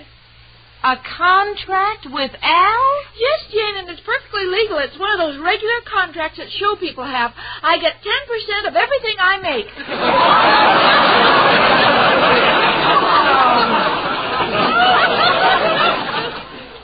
Now, just a minute, kids. Let me get this straight. You mean that Irma is really going on the stage? That's right. Well, what about her job? She's quitting it. Yes, Jane, you know how I hate that job. Irma Peterson, you'll do no such thing. Listen, Al, Irma's not going to leave her job until she has one to take its place. She's got another job, I tell you. She's on the stage. Doing what? Oh, you'll see. Well, but, Irma, what can you do? Can you sing? No. Can you dance? No. Talk? No. Oh, I know. You're going to balance a ball at the end of your nose. Al, I demand to know what she's going to do. She's going to do bit parts. Yeah, in 2 bits. Quiet, chicken. Oh, Al, please let me tell her. No, as your manager, I refuse. And as Irma's roommate, I insist on knowing. Now, wait a minute, Jane. Irma is making her debut tonight. If you want to see her, we'll tell you the time and place, but not until we're ready. Now, if you promise not to interrupt, Chicken and me have business to discuss. Oh, by all means, Mr. Ziegfeld. Thank you. Now, first of all, Chicken, Irma Peterson is not a stageling. Gotta have something catchy, glamorous. I always like bubbles. No, something with more class. Now, let's see. There was Sarah Bernhardt. Maybe we could switch it around. Yeah, you make it Irma Heartburn. Very descriptive. Never mind the cracks, Jane. Would like to get something continental, Parisian. You got a French dictionary, Chicken? All I have is a bottle of perfume. Oh, let me see it. Here, manager. Yeah. Eau de Cologne. That's kind of classy. Yeah, and no one could say the act smells. Why don't you call yourself hors d'oeuvres? Hors d'oeuvres? Sure, then they couldn't say you're from Hungary. Well, I can't be a part of this any longer. I'm going out to meet Richard. Jane, are you coming to my debut? Irma, honey, I don't know what you and your so-called manager are up to, but if you want to make a spectacle of yourself, now don't ask me to have any part of it. Goodbye, kids. Boy, what an envious date. Al, I think we should have told her what I'm doing. No, Chicken, she'd only laugh at you. She wouldn't see that this is just a stepping stone to bigger things. Come in. It's only me again, Professor Kropotkin. Irma, darling, I hear you got a job with the great Cardoni. He's going to saw you in half. Oh, Professor, I'm so excited. I know it's only the beginning, as Al says, but I think the main thing is just getting started in show business. Well, Irma, if you've got theatrical ambitions, all I can say is good luck to you, my darling, and I hope you kill them at both ends. On behalf of my protege, thanks, Professor. Hey, maybe you can help us. We're trying to find a theatrical name for Irma. Oh, there are millions, Al. But my favorite is Tamara. Tamara? That don't sound bad. Oh, it's got great exploitation possibilities. Can't you just hear them saying, ladies and gentlemen, today we bring you Tamara. Yeah, but what'll we do the next day? No, Professor, it ain't got enough sock, you know? Sock. I got it. Take an actor with a lot of punch. Pat O'Brien. Huh? Never take a great dramatic actress. Margaret Sullivan. And we got it. Margaret O'Brien. Well, it didn't come out right. Yeah, well, look, Chicken, we can find a name later. The main thing is for you to make a big hit tonight. Gee, Al, I'm so nervous. Don't be nervous, honey. Come on, we'll start for the theater. I'm hitching my wagon to you, Chicken. No, Al, I'm too tired. Let's just take a trolley.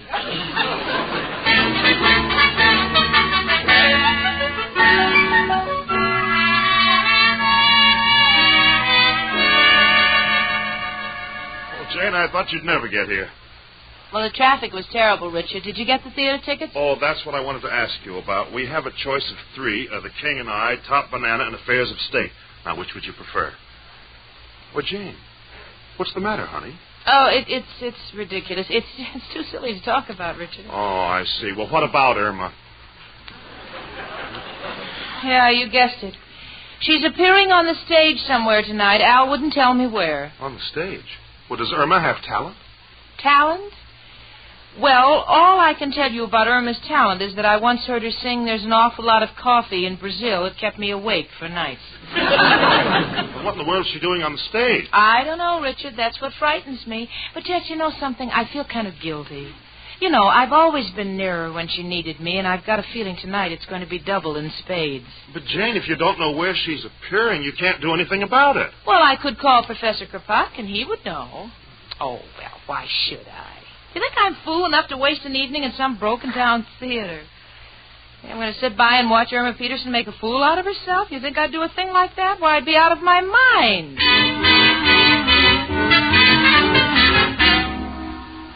Well, here I am, out of my mind. At the Bijou Theater. How can I describe this place? Well, you know, they say that vaudeville is dead. If that's true, this must be the graveyard. Richard and I feel kind of silly, but Richard, bless him, he thinks he's at an opening night, and he insists upon being chivalrous. He has a bouquet of flowers in his hand. In this respect, he's a little different from the rest of the audience. They're all carrying vegetables.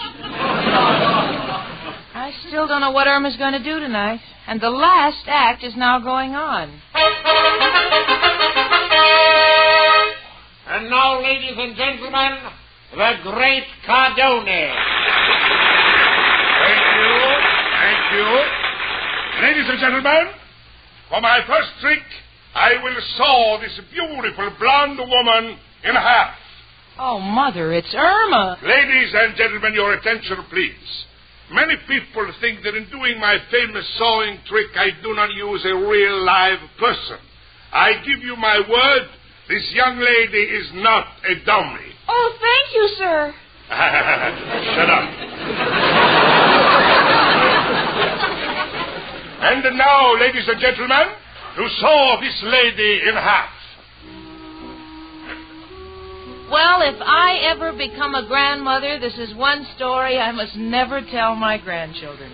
They'd think their old granny is hitting the bottle. So help me, it's happening right before my unbelieving eyes. Irma is stretched out in a big black box, her head sticking out of one end, her feet out of the other. And now the great Cardoni is sawing her. Irma's blowing kisses at the audience with her head. Now she's looking at her feet. She wants to see how the other half lives. Al, good manager that he is standing proudly in the wings with 2 bathrobes for Irma. One regular length and the other short, just in case the trick doesn't work. Probably doesn't want her to catch a cold, you know. But Cardoni saws on. Now Irma is giggling. Saw must be tickling her.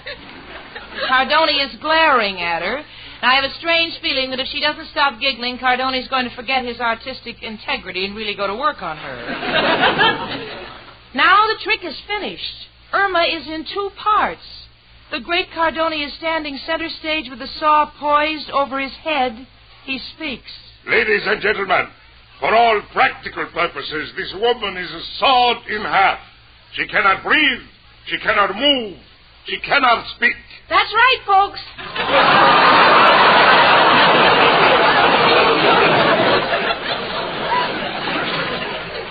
Well, if that isn't enough to ruin Cardoni's act, Irma has stepped out of the box to take a bow. Although I've never seen Cardoni's act before, I'm sure this is a new finish tonight because he's completely forgotten the audience and he's chasing Irma around the stage with the saw. Come on, Richard, come on. 1 Irma Peterson is enough. 2 would be a little tough to take. Come on. Yes, here, Jane. We can get through the backstage this way. Hey, just a second, lady. Get out of our way. We're friends of the star. Irma Peterson. Oh, hello, Jane. Oh, Irma, how could you do this? Don't yell at me, Jane. I'm so unhappy. I was fired.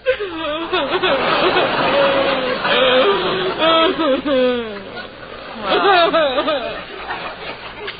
I didn't think that guy was chasing you with a saw to give you a raise. I know what you're thinking, Jane, but I was so tired of my job, and this looked like such a good way to start, and Al thought... Irma Peterson, you are going to go home and you're going to write in your little book, I am going to remain a stenographer 500 times. In shorthand? Yes. Jane, what's the good of that? You know I won't be able to read it back.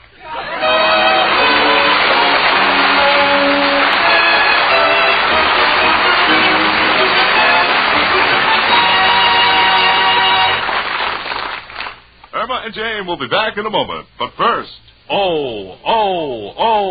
Guard against triple O. And here's amazing news. In a scientific odor test, 8 out of 10 men and women stopped or definitely reduced triple O. Stopped odor of body. Stopped odor of breath. Stopped offending. Executives, secretaries, clerks, even factory workers at 110-degree heat took ENDS chlorophyll tablets. Results from hundreds and hundreds of examinations were astounding. Working inside the body where odors begin, ENDS actually prevented unpleasing odors from forming. Stopped all 3 odor offenses.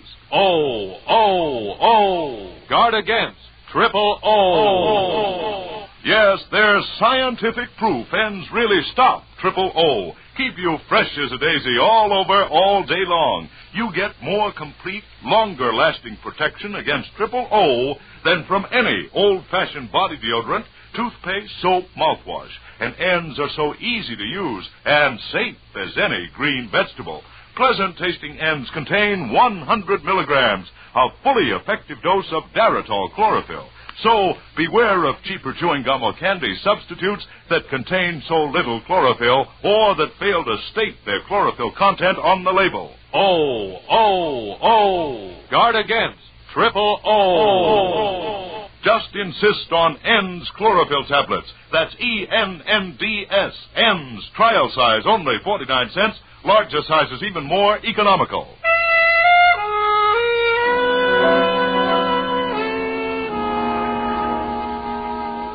Well, Irma's back at her job. I think she's gotten over her stage ambitions, but I haven't gotten over the way she lets Al get her into these things. Irma. What is it, Jane? I want to know one thing. How could you have volunteered for such a dangerous job? What if the saw had slips? Oh, I was protected. Al took out double indemnity so he could collect from both ends.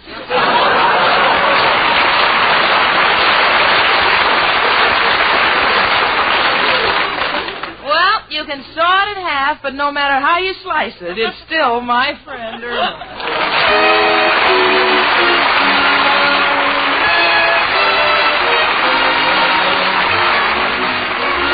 My Friend Irma is a Cy Howard production and is directed by Park Levy. The rights to script is Stanley Adams. Pat Burton is associate producer. Marie Wilson is starred as Irma and Kathy Lewis as Jane. The part of Al was played by John Brown. Hans Conried was heard as Professor Kropotkin and Leif Erikson as Richard. Music was under the direction of Lud Gluskin. Tired-looking eyes can ruin your appearance, make you look unattractive, dull. So don't take chances. When eyes are red, weary from lack of sleep, glare, driving, get Eye-Gene. 2 soothing drops in each eye float away that tired eye feeling at once. Eye-Gene is like a prescription. Contains Lexitol, acts as a tonic for the eyes. Safe, gentle, too. Get Eye-Gene, EYEGENE, tonight. Use it daily for bright, attractive eyes. Trial size only 25 cents. Larger sizes even more economical. Eye-Gene at drug counters everywhere. Be with us next Sunday at this time when ENDS, America's most popular chlorophyll tablets, again bring you My Friend Irma. Carl Caruso speaking. Now stay tuned for our Miss Brooks starring Lee Barton, which follows immediately on most of these same CBS stations. My Friend Irma was transcribed. This is the CBS Radio Network.